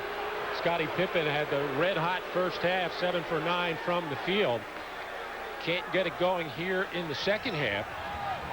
Well, one of the things the Trailblazers have to do to slow down the transition in Minnesota is establish a low post game at the other end, try to force some double teams. And if you don't make the shot, get on the offensive glass. They can do it now with Brian Grant on the floor. A tenacious offensive rebounder. Brandon, not a good shot. He felt the foul was on Stoudamire, forced it up. Here comes Smith the other way. Under 4 to play in the 3rd. Smith inside. He's fouled by Malik Sealy. Sealy with a wide-eyed look at Hugh Evans. Picks up his first. So Steve Smith to the line. Smith, of course, was always the man in Atlanta. Of course, started his career in Miami, but he was the main scorer.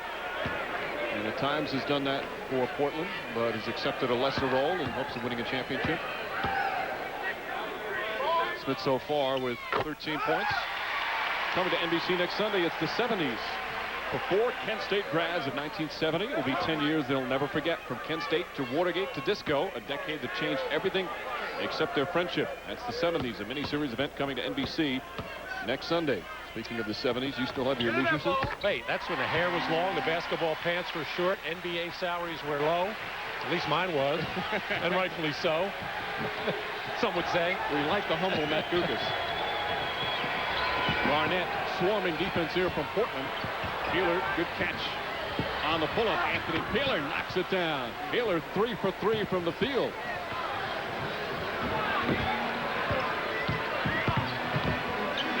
They call the Minnesota bench the Zoo Crew. Well, the Zoo Crew has come up huge with the 15 points. Pippen inside. Scottie Pippen 0 for 6 in the second half. And a loose ball foul called against Portland. Peeler, Anthony Peeler, known as a streaky shooter. So far, 3 for 3 in this game, and he has to be aggressive coming off the bench looking for his offense. And he is the one Minnesota Timberwolf who is a legitimate three-point threat, you know, as far as volume is concerned. Now, Terrell Brandon will take and make a few, also Kevin Garnett. But next to the Philadelphia 76ers, Minnesota Timberwolves take and make the least amount of three-pointers in the NBA, at least during the regular season. Garnett misfires. That last foul on Brian Grant, his second. And a bump there on Peeler. So Anthony Peeler picking up his third. And for Minnesota, they're in the penalty. So Pippen to the free throw line. Chance for his first points of the third quarter after the 18-point first half.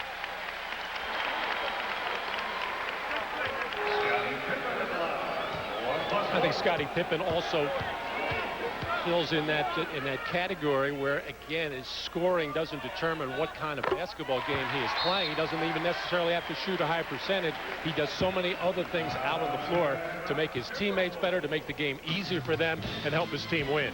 And Minnesota calls a timeout. 3 minutes remaining in the third. T-Wolves in front. You're watching the NBA playoffs on NBC. I'm serious. Whenever guys find out I have a cat, they freak. You kidding me? I love cats. Of course, my cat's not like other cats. Well, sure he isn't. He gets so jealous if anyone drinks my Bud Light. Oh, anyway, I'll go get changed. You're right. Stupid cats. For the great taste that won't fill you up and never lets you down. Oh, look at you, too. Make it a Bud Light. Dale Jarrett here with a very special offer. A new CD of all my favorite tracks. Immerse yourself in one of my personal favorites, the melodic grandeur of Daytona International Speedway. The dulcet tones of Lowe's Motor Speedway. Set your spirits soaring to the sounds of California Speedway. Of course, these performances are better live. But bring your Visa card, because at these tracks you can't buy tickets with an American Express card. Visa, it's everywhere NASCAR fans want to be. This is my favorite.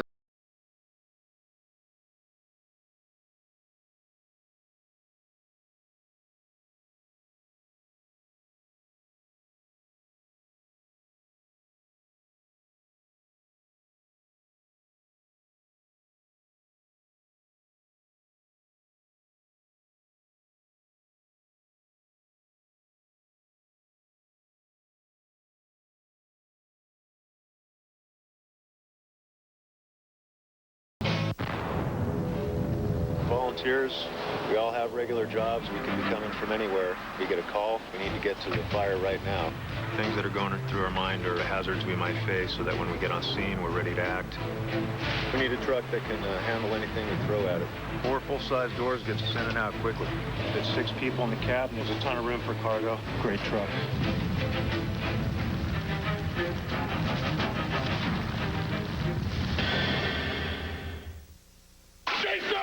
In 2 weeks, experience the ultimate adventure. So you like danger?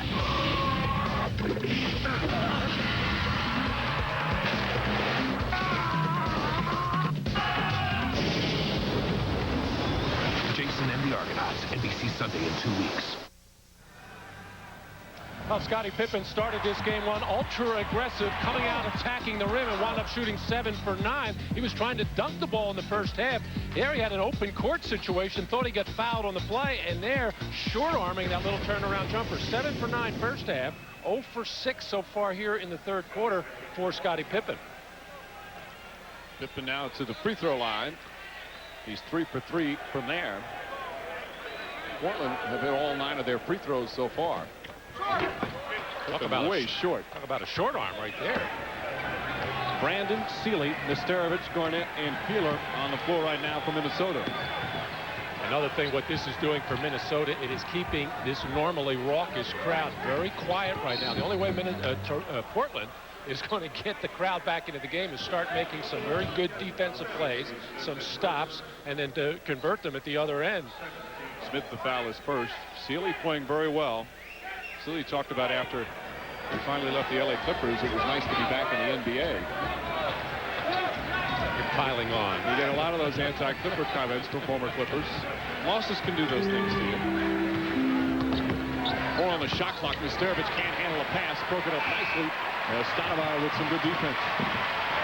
A rare turnover Very good team defense. That was a tough catch for D.Stoudamire in traffic. It's only the second turnover here in this period for Minnesota. Wallace gets inside, stripped by Seeley. Wallace trying to save it, and he does. Stoudamire hoists up the three. And Garnett just takes a peek at him because Garnett came out with a hand on him. David Stoudamire now with 18 points. 9 of them here in the third quarter. And that wakes up the crowd to a degree. Let's see what the call is. A flagrant foul has been called against Portland. Rasheed Wallace upset. A dead ball foul they're announcing. Wallace picks up the first and his second. Mike Mathis, the official, is saying flagrant foul. If that's the case, it's 2 free throws and possession. The elbow, there's the call. Well, you know, this is what happens to a guy like Rasheed Wallace, who we've talked about his problems all season long with referees, with technical fouls, and he's saying, hey, I'm not going to do it. I'm not going to hurt my team come playoff time with technical fouls. I'm not going to get thrown out, but he basically has built up all that negative capital throughout the season with the officials, with all his complaining. Right, so he has a small margin of error. Yeah, they're going to watch him that much more closely. We saw that in the Dennis Rodman years. He would very rarely get the benefit of the doubt his last 3 years in Chicago because of all the carping with officials. And we'll see how if it affects his game, let alone with maybe picking another technical now that he's still in there. If he gets one more tech, he's gone, but see if it can affect his game. He's done a very good job defensively on Kevin Garnett. They can ill afford to lose him, obviously, and he's still beeping about the call. Take another look at it. Take a look. He's going to throw that right arm out there as he's tangled up with, I think it's S.Pippen in there. And it was not a wild. It wasn't really a flagrant type of elbow at all. But he did throw the arm out, and Rasheed Wallace is not going to get the benefit of the doubt there. Peeler to Brandon. Brandon nearly stumbles. Garnett finding Peeler again. 5 on the shot clock. Peeler knocks it in. Anthony Peeler coming up huge as he's now 4 for 4 from the field with 9 points. And a lead back to 4. Hustling, scrambling defense on the part of the Trailblazers, but it just cannot keep up with sharp, crisp passes 15 to 18 feet away. Again, on the flagrant, you get the 2 shots plus possession, and they take advantage of the possession. Pippen with his first field goal of the period. He had been 0 for 6 prior to hitting that 3. A 1-point game. Garnett off the mark. He has not shot well from outside. But Wallace's defense has forced him out there.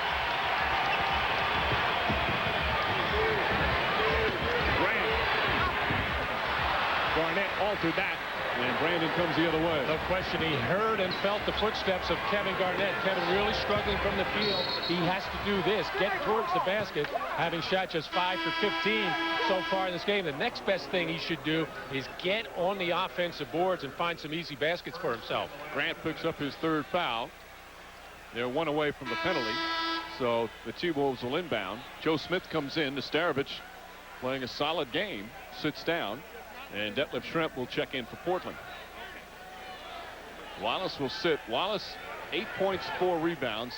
His defense on Garnett has been exceptional, but he picked up the technical in the first quarter and the flagrant foul here in the third. And in a game this close, every point can be so important, and it can mean the difference in a series of advancing or going home. And Portland's goal coming in, make Terrell Brandon work for everything he gets and try to neutralize Kevin Garnett. Joe Smith doing what he does so very well, track the ball, follow the play, get to the offensive boards. Foul trouble has kept Smith on the bench quite a bit. That time puts them up 3. Smith drives across to the foul on Peeler. Peeler felt he got hit with an elbow before, but Smith will shoot a couple as Peeler picks up number 4. Now, Joe Smith is a guy who likes to catch the ball out on the wings, good baseline jumper. But again, you see his offense really isn't coming to him. You mentioned because of foul problems, but you got to get in there and scrap on the boards. There are those extra little, we call them easy baskets. They're not really easy. It takes hard work to get in there and get position. But when you get a follow-up, a stick back, it really puts a dagger in the heart of the defense. Sam Mitchell will come in. Joe Smith exemplifies what this Minnesota team is all about. He's a former #1 overall pick in the NBA draft, but now he comes off the bench, plays a role, and enjoys playing that role. And they're all a reflection of Flip Saunders. Saunders has preached that so often. Saunders, when he was in high school, was the Ohio Player of the Year. Averaged 30 points a game his senior year in high school. Then he said he went to Minnesota and played for the University of Minnesota. Averaged only 5 shots a game. And he learned that you had to sacrifice for the betterment of the team. And he's kept that philosophy, and he's really put it on to his players. Well, the only reason he got 5 shots a game is Kevin McHale was there. Also Randy Brewer. They wouldn't give him any shots. Brandon gets inside. Sealy with a jumper. Malik Sealy putting it in. And Sealy having a big game, 15 points. And the lead is back to 3.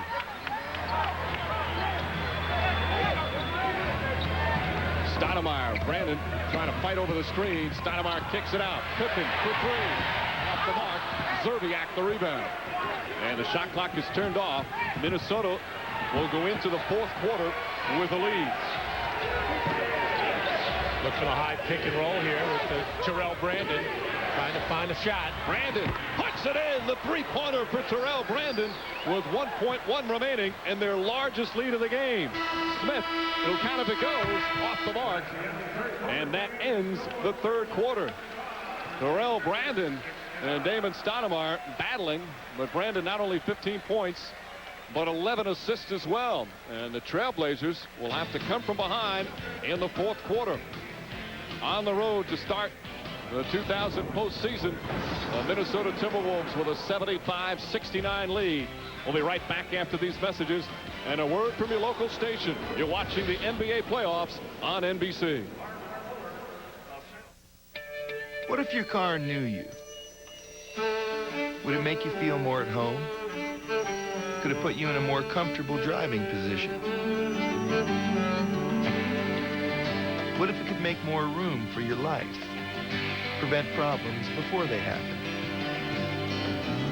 Or light the road better at night? It's time to stop wondering what if. Introducing the new 2000 Ford Taurus. More comfort, more convenience. Teresa Weatherspoon at the buzzer at 3.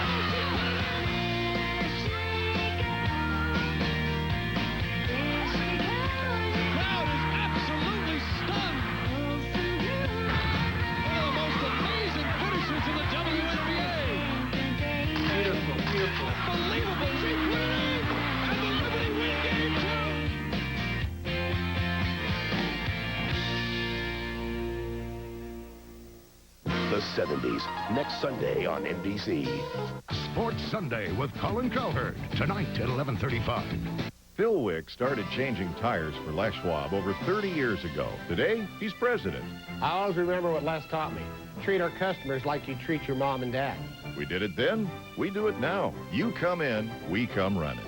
Everything we do backed in writing with the Les Schwab warranty. It all adds up to providing value for the money our customers spend. Les Schwab, over 300 stores built on a one-store promise. And like Les says, if we can't guarantee it, we won't sell it.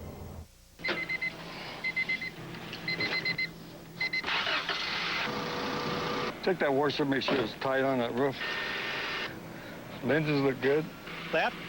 Right. Right. No body dings. Yeah. Out. Yes. In. Yes. This door works. Check the seat. Okay. Good car. Yeah. This copyrighted telecast of the National Basketball Association is intended solely for the entertainment of our audience. And any retransmission, reproduction, rebroadcast, or other dissemination or use of this telecast, or of the pictures, descriptions, or accounts of this game without the express written consent of the National Basketball Association is prohibited. After a slow start, the Minnesota Timberwolves with a 17-point turnaround, down 11 going into the 2nd. They nail out lead by 6 going into the 4th. And that's trouble for the opponent. Undefeated in 20 games when leading after 3 quarters on the road. A very unlikely stat, Matt. Well, you got to be good, number one, and they are. You got to be able to execute.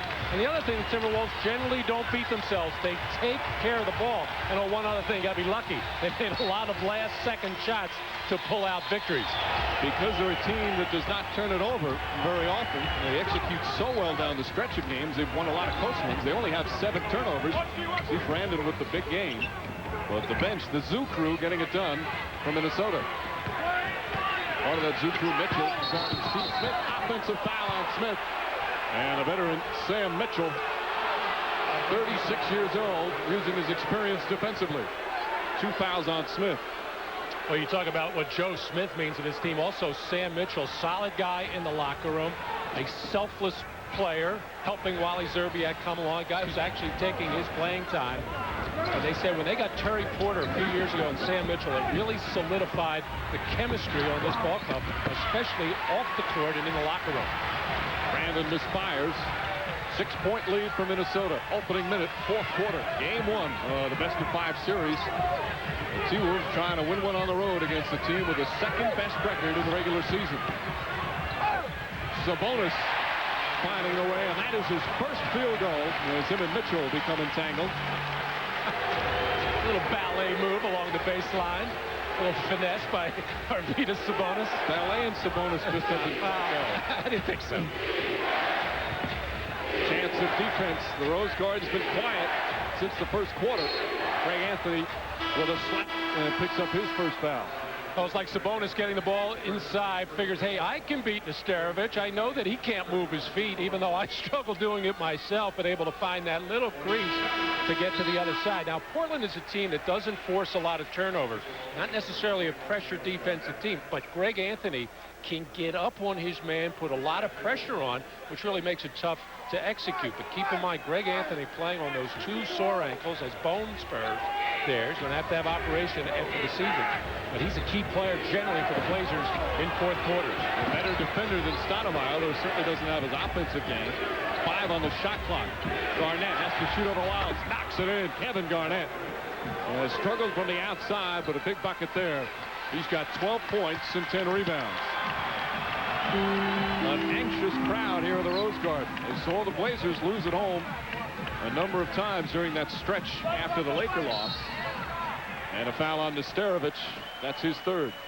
Well, undaunted Kevin Garnett, just 5 for 15 from the field, continues to stay out on the perimeter. He knows how hard it is to work inside against the tough defense of Rasheed Wallace, but he does have to mix it up a little more.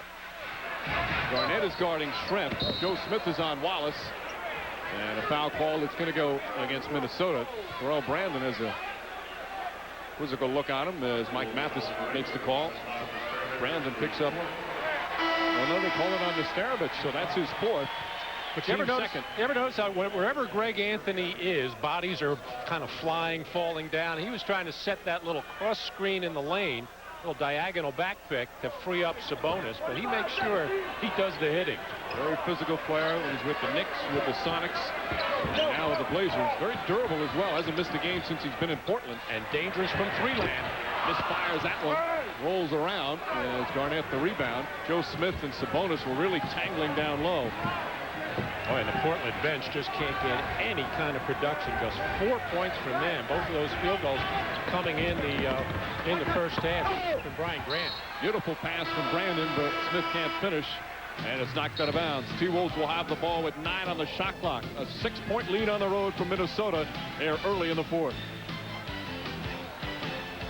The NBA Playoffs 2000 on NBC. Now playing.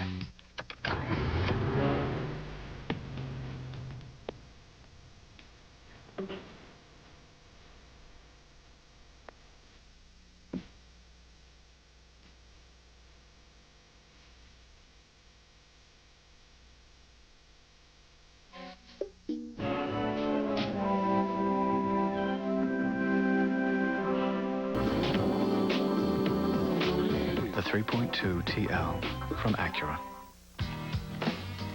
Hey, grab me a Bud Light. Oh, no! Would you look at that? There's only one left. Really? Sorry, buddy. What are you doing? Y'all done? Oh, yeah. With a great taste that won't fill you up and never lets you down. I've got an idea. Make it a Bud Light. Take her down now. Amerikanski! Rock and roll! I'm here to stay! You left everything behind. Your family, your country. Why? Почему приехал? В моей стране ничего нет за бесплатно. Не буду платить за интернет-акс. What's he saying? He wants net zero. Well, of course he does. Free internet access. Net zero. Now's the time to head to McDonald's for 2 temptingly tender chicken sandwiches. Introducing the new crispy chicken and the new chicken McGrill, made hot, fresh, right to order, with all white meat and the perfect seasonings for a surprising taste.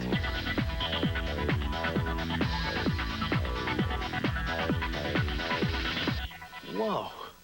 That was only the first bite. Who has 2 great new chicken sandwiches? Did somebody say McDonald's? A worldwide Olympic partner. The NBA on NBC is brought to you by Bud Light. For the great taste that won't fill you up and never let you down, make it a Bud Light. By your Honda dealer, who offers an impressive family of cars, sport utility vehicles, and minivans for the year 2000. And by Goodyear, #1 in tires. Kevin Garnett and the Minnesota Timberwolves a 6-point lead. I said 10 rebounds earlier, but it's 10 assists, which ties his season high for Garnett. What a terrific all-around game, despite not shooting the ball exceptionally well. And the goal coming in was to somewhat neutralize them, and you could say that they have done that, at least from the scoring standpoint, but the all-around game is still there. Joe Smith, Sabonis comes out, and a good play from Sabonis to alter that shot. Took plenty of time, obviously, 9.5 to go. And the crowd feeling a little bit of a sense of desperation at this point, trying to get behind their team, but really have not erupted yet to get the Blazers over the hump. There you see the great hands of Sabonis now, able to take the bad pass and somehow get it away. 2 on the shot clock. Pippen has to force it up. Won't go, and 24-second violation. Pippen now 1 of 9 from the field in the second half after that tremendous first half when he had 18 points. Exceptional defense by Joe Smith, fighting over that pick. And it's a big one by Arvydas Sabonis to get up and challenge Scottie Pippen and avoid fouling him. Brandon, Zerbiak, Garnett, Smith, and Seeley on the floor right now for Minnesota. The Blazers have Schrempf, Wallace, Pippen, Sabonis, and Greg Anthony. And Anthony once again with a foul. That's his second and the team's second. Minnesota's a very good free throw shooting team. You don't want to put them at the line, but they just don't get there all that often. Again, because they like to shoot a lot of jumpers. And an offensive foul, Terrell Brandon pushing off, and there's where Anthony makes his presence felt. Even though Anthony has picked up a couple of what you would call touch fouls on the perimeter, he's trying to establish an aggressiveness, trying to get his teammates to pick up on it, but also trying to get the officials to notice that this is what he's doing. So, all right, call goes against him. He's not going to complain. He's going to try to get the next call coming his way. Most importantly, get under the skin of his opponent. Schrempf draws the foul. That was the 3rd foul on Brandon. Now that foul is on Zerbiak, his 4th. So Schrempf to the line.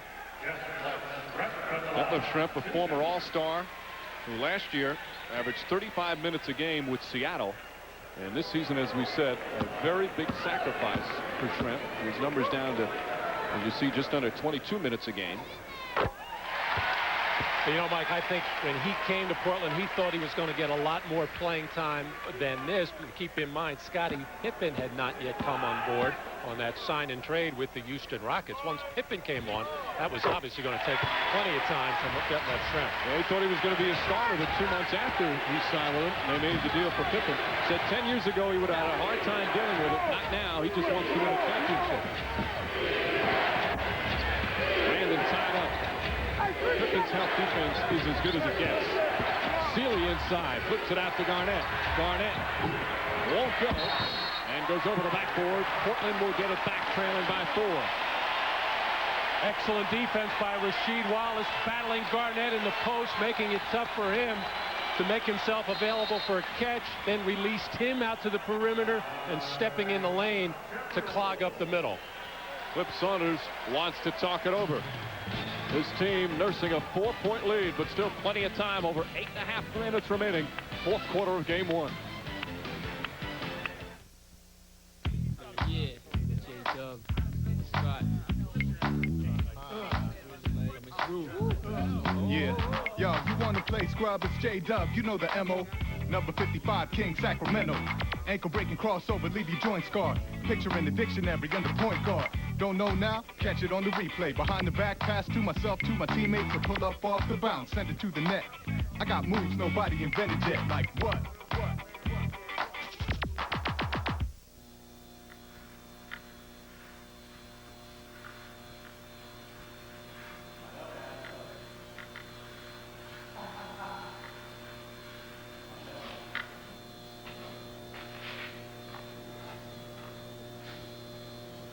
Whatever you do to get up for the game, stay up.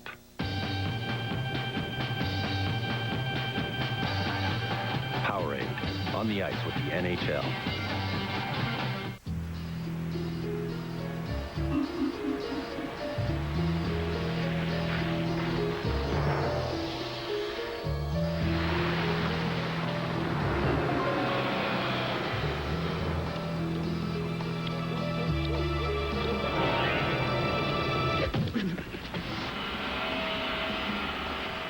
Keys are in it. The Accord V6 Coupe from Honda. It's one powerful car. The United States has the best basketball team in the world. Competing for the Olympic gold is one of the greatest honors an athlete can receive. Kevin Garnett, a member of the U.S. basketball team, is aware of this privilege. When I compete in Sydney, I will fulfill my Olympic dreams. But some athletes are not as fortunate. Without your financial support, they won't have this chance.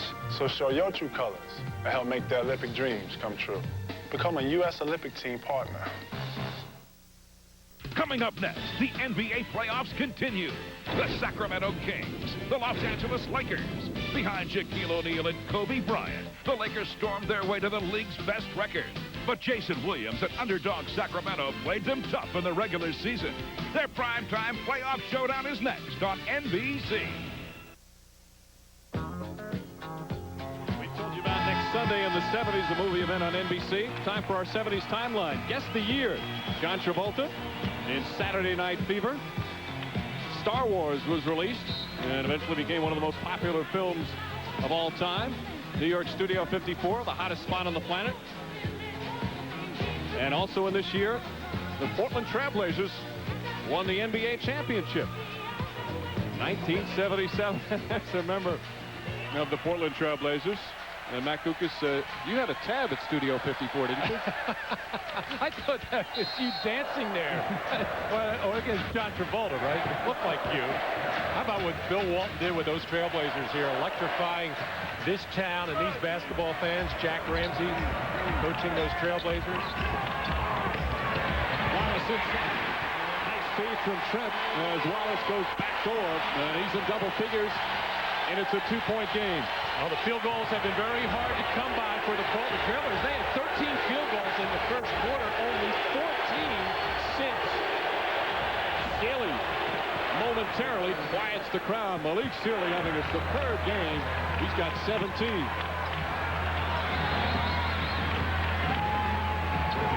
Portland led by 11 after the first quarter.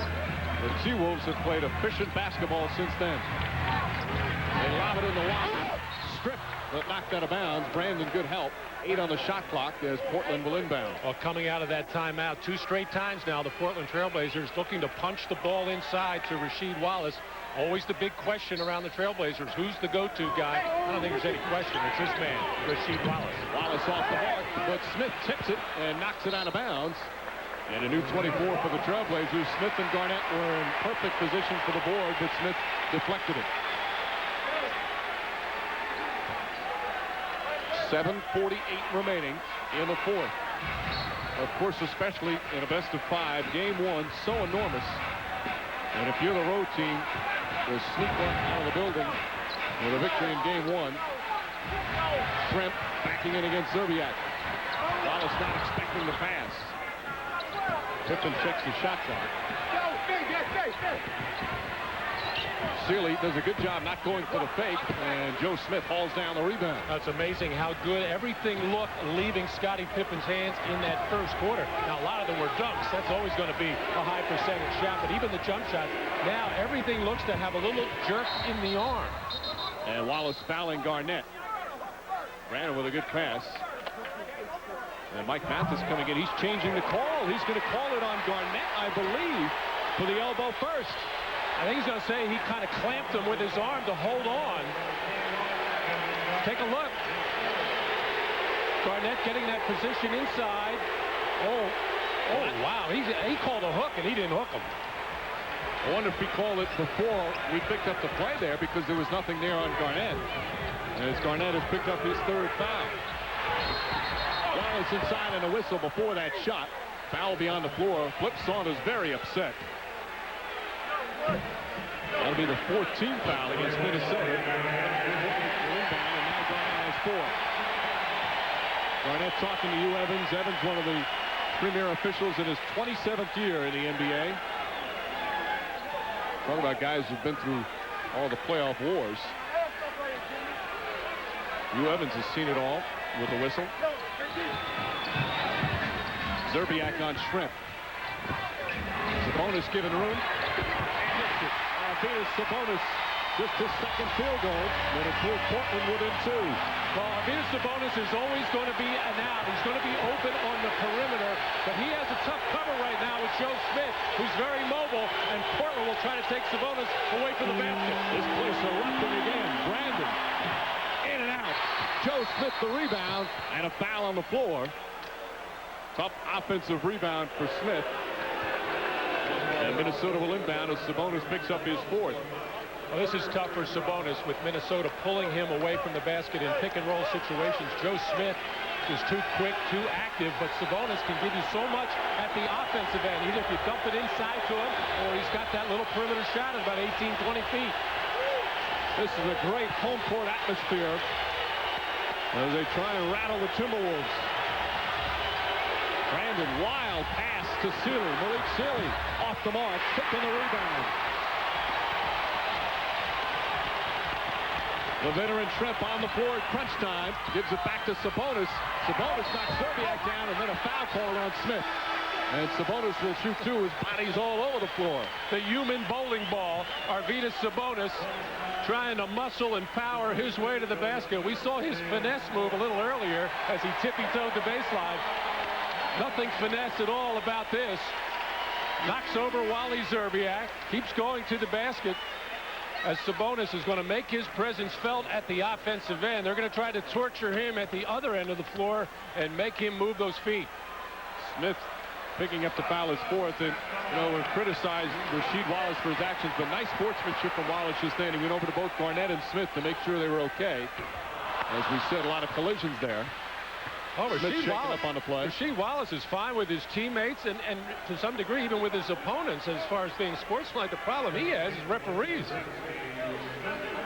He picked up the technical in the first, had a flagrant foul in the 3rd. Trent will sit down. Sabonis at the line is Greg Anthony. Sabonis misses the 1st and hits the 2nd. 1-point game as we approach the midway point of the 4th.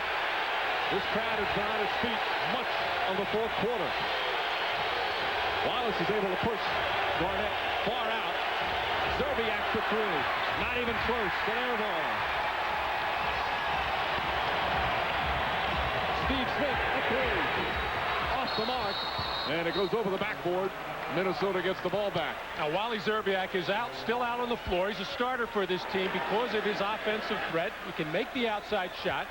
He can put the ball on the floor and drive it. He's an outstanding passer, but the Trailblazers came into this game with the idea of attacking him at the defensive end.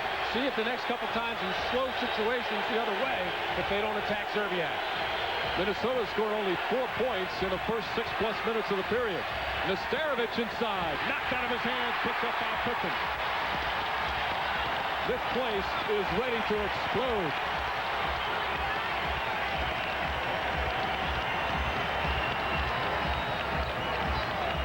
Brandon giving Anthony some room. Anthony likes to take those 3s. Sabonis against Nesterovic. Makes his move. Feeds inside to Wallace. Wallace finished. And Portland has their first lead in the 4th quarter.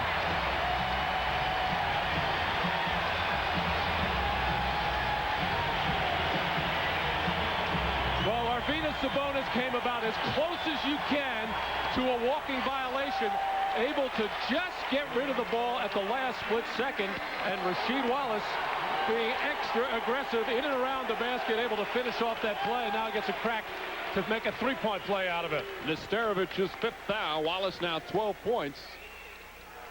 Still so much time remaining. 5:16. A 6-0 run by the Blazers. Flip Saunders wants to talk it over. 5:16 remaining in the 4th. The Rose Garden exploding. You're watching the NBA on NBC. Once the nomadic males stop for the night, the search for food takes priority. While their hunting skills are crude, I was amazed by the selectiveness of their diet. Once the feeding began, something exciting happened. Their grunts and groans were vocalizations I'd never heard before. I recorded these sounds for careful study back in the lab. With 1-800-COLLECT, you save a buck or two. So why doesn't everyone use it? It's so simple. You use 1-800-COLLECT to make that call, right? Oh, I forgot, man. Forgot? You forgot. 1-800-COLLECT. Collect call is so simple. Well, I've been up all night studying, man. I was just studying all night. It's like the number is 1-800-COLLECT, okay? Write it down. It'll save you big bucks. Have you heard of paper? Yeah. 1-800-COLLECT. Save a buck or two. There's nothing going on here tonight. Ever notice if you rub your eyes for a while, you start to see little stars and stuff? You see? No, I don't see anything. You gotta rub harder. Red dots, okay? Is that what I'm saying? This is great. Wait. You see it? Oh, yeah. I got flashes. Whoa. I see blurry blobs. 2 of them. Ooh, lightning. It's like a French painting. Big night out. Tiny amoebas marching together. Grab a Miller Lite. It's Miller time. It's on me, guys. Thanks. See, that was kind of cool. Yeah. Go where you wanna go. Many driving problems have been answered by Goodyear innovation. AquaTread wet traction, high-performance Eagles, all-terrain Wranglers, and AquaSteel run flat. That's serious technology. Freedom from worry. What's on the horizon? More new solutions for your peace of mind. Serious freedom. Goodyear, Goodyear. Wednesday. The president is staggeringly vulnerable. The first of 4 all-new episodes of The West Wing. Everyone's waiting for you. Has the nation lost faith in its leader? The man stands up. What the hell did you say? The presidency will be changed forever. This is more important than re-election. I want to speak now. All new West Wing, Wednesday. Minnesota has seen its 6-point fourth-quarter lead disappear. They're down 2 with 5:16 remaining here in the final period.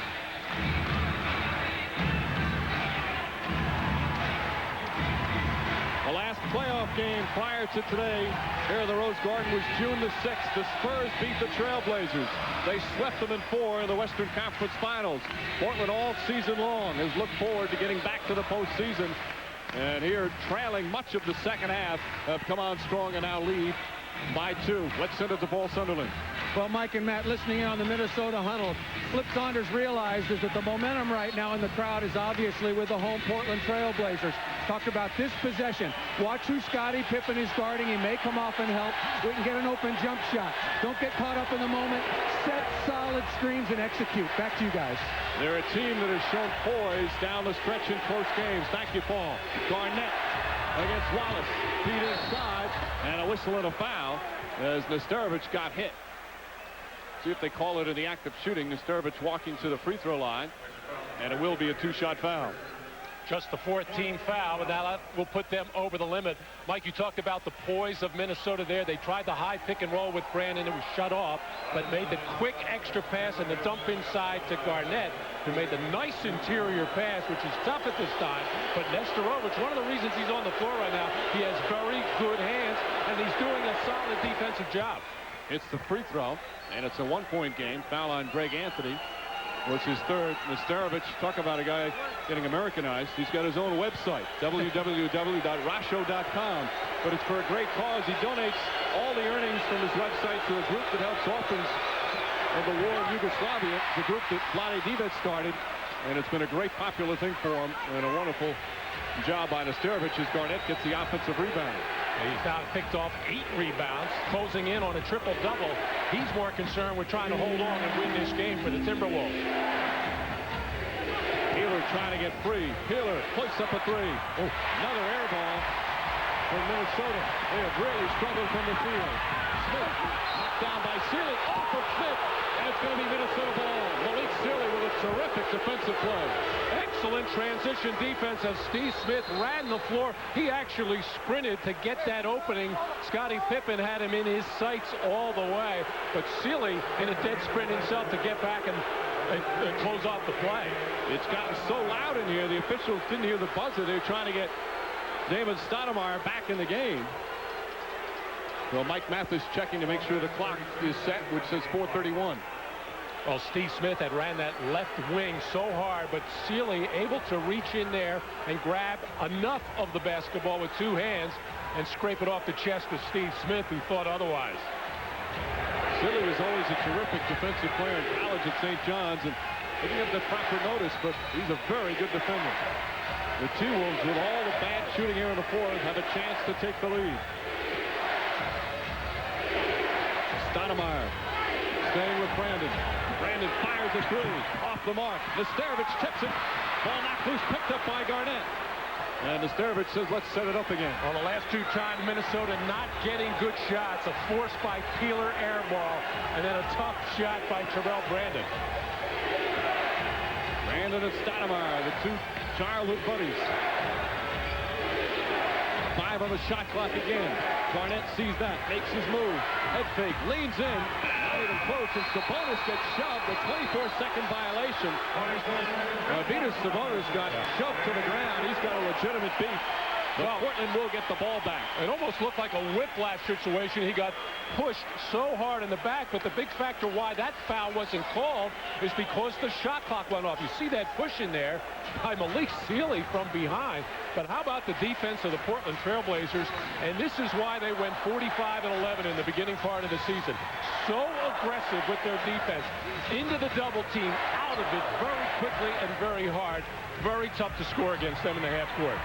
Sabonis, Wallace to jumper. Off the mark. Pippen knocks it loose, but Peeler takes it away. Minnesota only 5 points in 8.5 minutes of the fourth, and Brandon took his eye off it. Looked to shoot it before he secured it.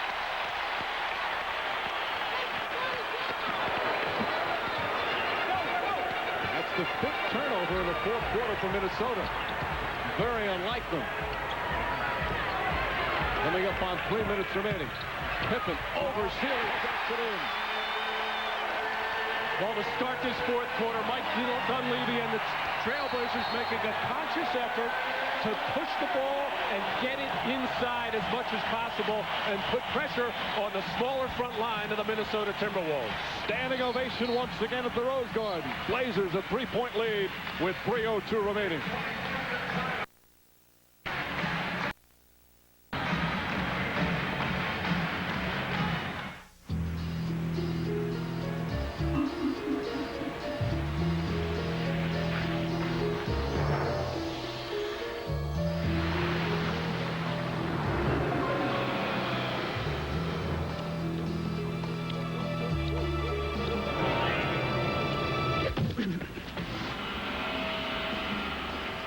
Keys are in it. The Accord V6 Coupe from Honda. It's one powerful car. Coming up next, Shaquille O'Neal and the Lakers beginning their quest for championship. They face Jason Williams and the Sacramento Kings from the Staples Center. Game 3 of our NBA tripleheader next on NBC. This game 1 of the best-of-5 series between the 3rd-seeded Blazers and the 6th-seeded Timberwolves. Minnesota has been knocked out of the first round of the playoffs the last 3 years. They've never advanced to the second round. Portland hoping this year to advance past the Western Conference Finals and try for a title themselves. A 3-point lead for the Blazers. Portland's overcome a 6-point fourth quarter deficit.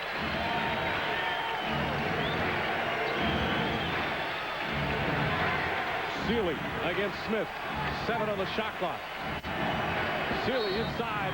Hammered. They count it. And a foul. Malik Sealy with a fabulous play and a chance for a 3-point play. Steve Smith was draped over him, and I don't think he thought Sealy was even going to get a shot off. Well, I'm surprised that the Timberwolves came out of that 20-second timeout so disorganized. Normally they come in, they execute very well coming out of those situations, but everybody was from the wrong spot. Everybody was pointing fingers, nothing going, and that's when I talked about a little luck before. When you have a player like Sealy, who's known pretty much as a perimeter shooter, showed he can put the ball on the floor and create, although it was a very, very tough shot. He leads Minnesota with the 19 points and can tie the game with a free throw. Sealy over 80% from the line, but misses it. And Sabonis saves it to Pippen. Just over 2.5 remaining in the fourth.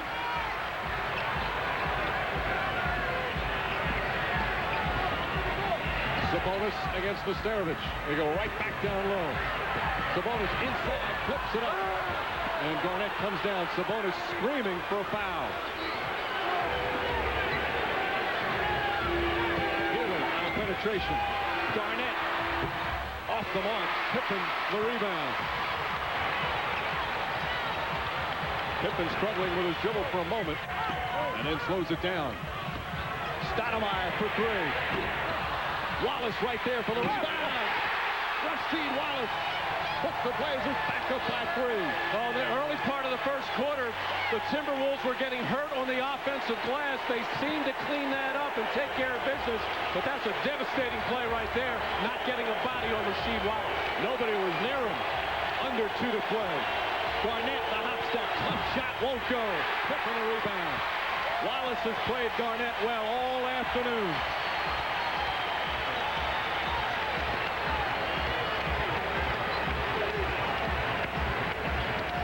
The Blazer defense has been brilliant here in the fourth. Scottie Pippen draws the foul, and Pippen hurt as he falls down.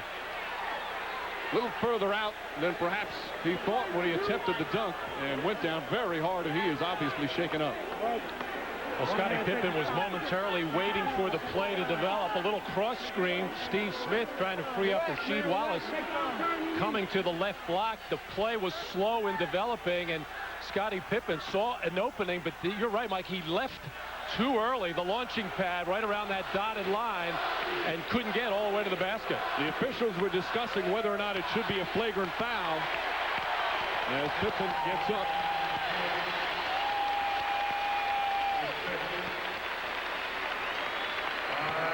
Mike Mathis chatting with Mike Dunleavy. We're going to have a timeout with 1:26 remaining.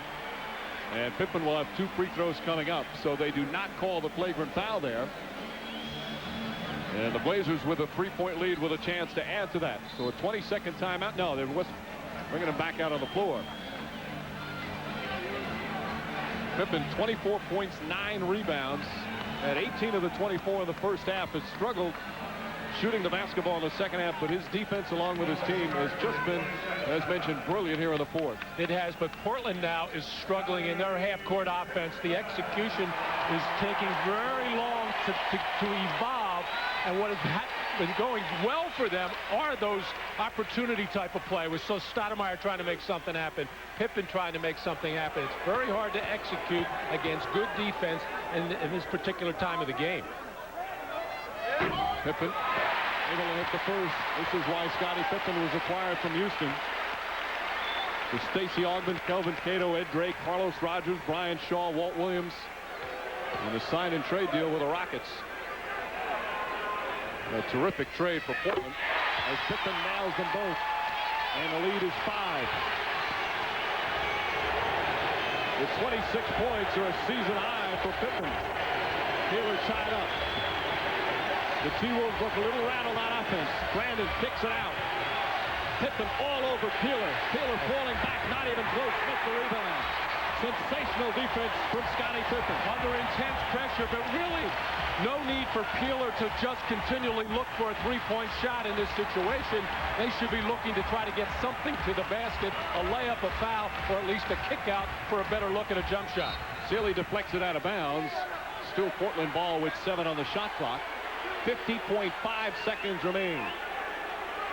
I'm talking about all the problems both teams are having in half-court execution with their offense. Keep in mind, both teams going against very tough, aggressive half-court defense.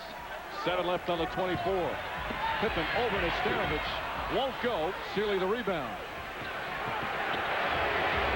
The T-Wolves have time. Brandon trying to get free. Nesterovic, that's a 2-pointer. Well short. Sealy tried to save it, deflected by Wallace. Minnesota ball. but there's just 32.6 remaining. We're talking about the poise that the Timberwolves normally have. It has broken down. Flip Saunders has seen enough. He wants to settle things down with the timeout and get everybody on the same page. Only 7 points in the fourth quarter for Minnesota. They're 3 of 17 from the field.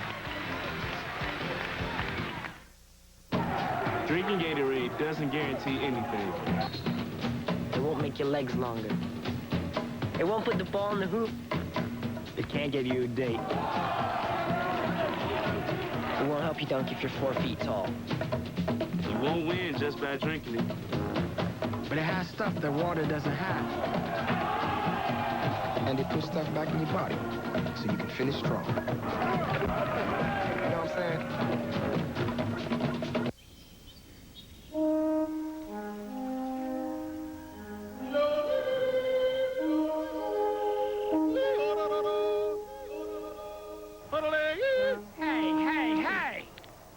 What time it is?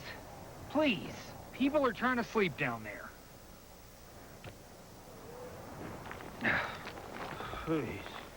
Let nothing stand in your way. The four-wheel drive Passport from Honda.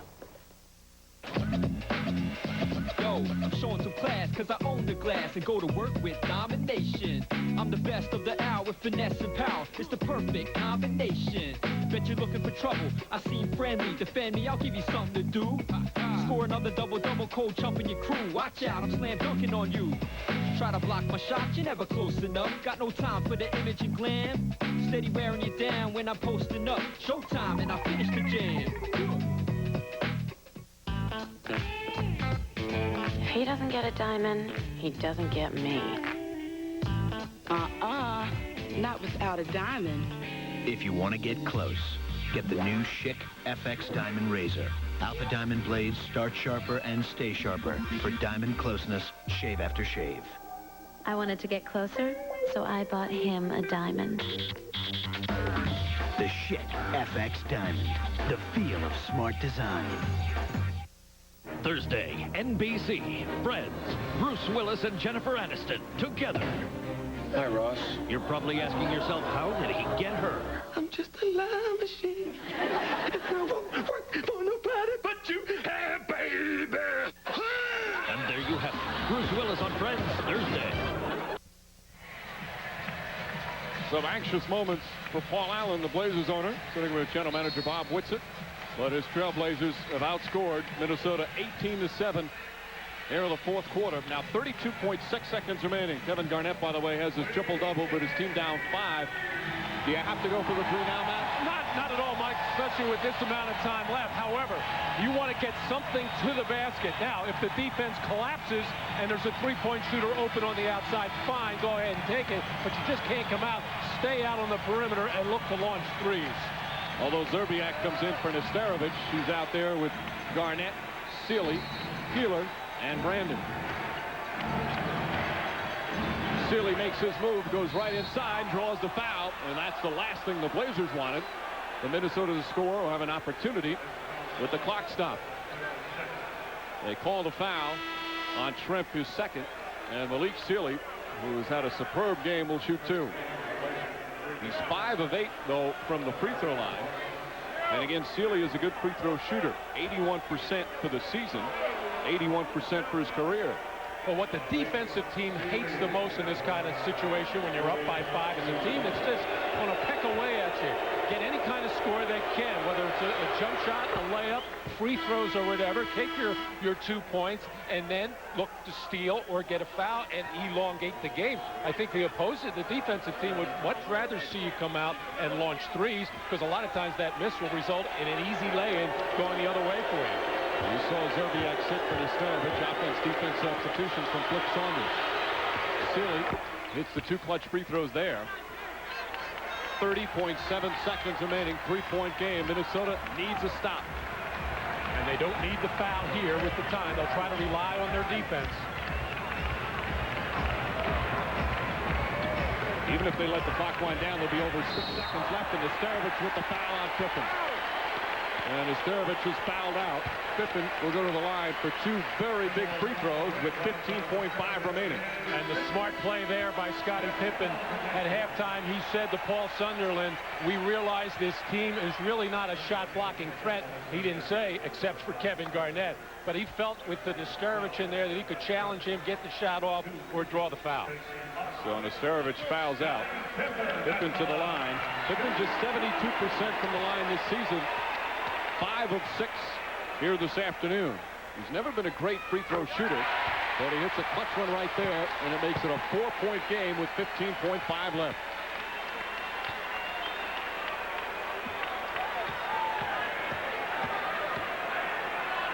Some anxious moments once again here at the Rose Garden. Clutch free throws from Pippen. 5-point game. T-Wolves need to score quick. Brandon gets inside, flips it up and in.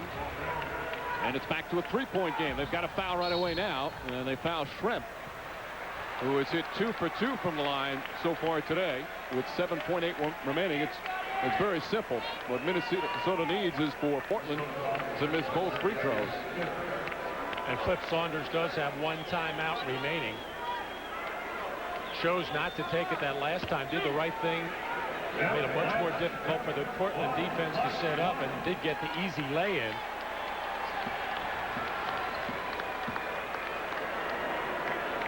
Schrempf hits 1 of 2, and this one pretty much over. Knocks it in. That'll make it a 4-point game. Unless the Blazers lose their mind and foul someone on a 3-point attempt. Schrempf getting some minutes down the stretch, though. 7.8 seconds remain. Free throws from the veterans Pippen and Schrempf, and Flip Saunders will call timeout. A dominating defensive performance in the 4th quarter for Portland, and clutch free throws in the final minutes. They lead by 5 in the closing seconds. Now, NBC asks the question, what do you remember about the 70s? Saturday Night Fever. Afros. Studio 54. Richard Nixon going down in flames. It was the decade that changed everything, except their friendship. The 70s, featuring an amazing soundtrack next Sunday on NBC.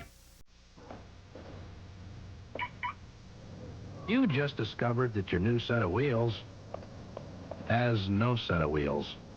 Worse yet, you've got cut-rate car insurance. So there's no State Farm agent to help with your claim. Maybe next time you'll go with a State Farm agent. So you won't have to go it alone. 97.1 Kissin' FM with fun oldies that make you feel good. You'll have fun, fun, fun till your daddy takes the TV away. Fun, fun, fun till your daddy takes the TV away. 97.1 Kissin' FM.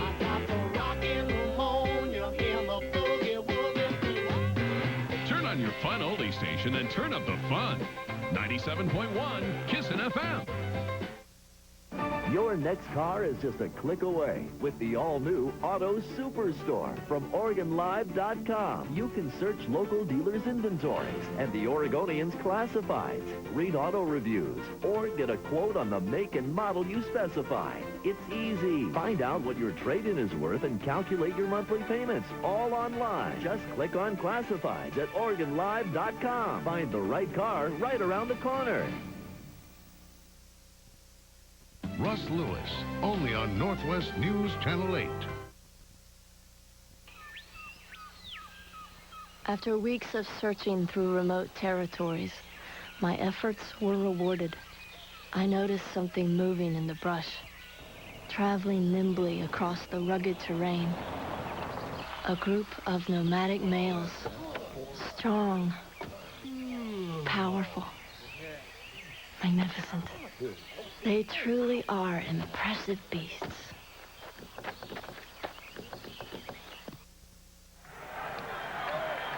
Minnesota struggling from the field in the 4th. The Portland defense has been amazing. 7.8 remaining. T-Wolves down by 5. They are out of timeouts. Zerbiak Brandon, and a clock winding down. Philly all alone in the lead with 1.3 remaining. Makes it a 3-point game, and there's the buzzer. And the Portland Trailblazers take game 1 at home. Once again, our final score, Portland 91 and Minnesota 88. Up next, the third game of our tripleheader, Kings and Lakers. For Matt Kukas and Paul Sunderland, this is Mike Green saying, let's go to L.A. and Bob Costas. Mike, thanks very much. Doug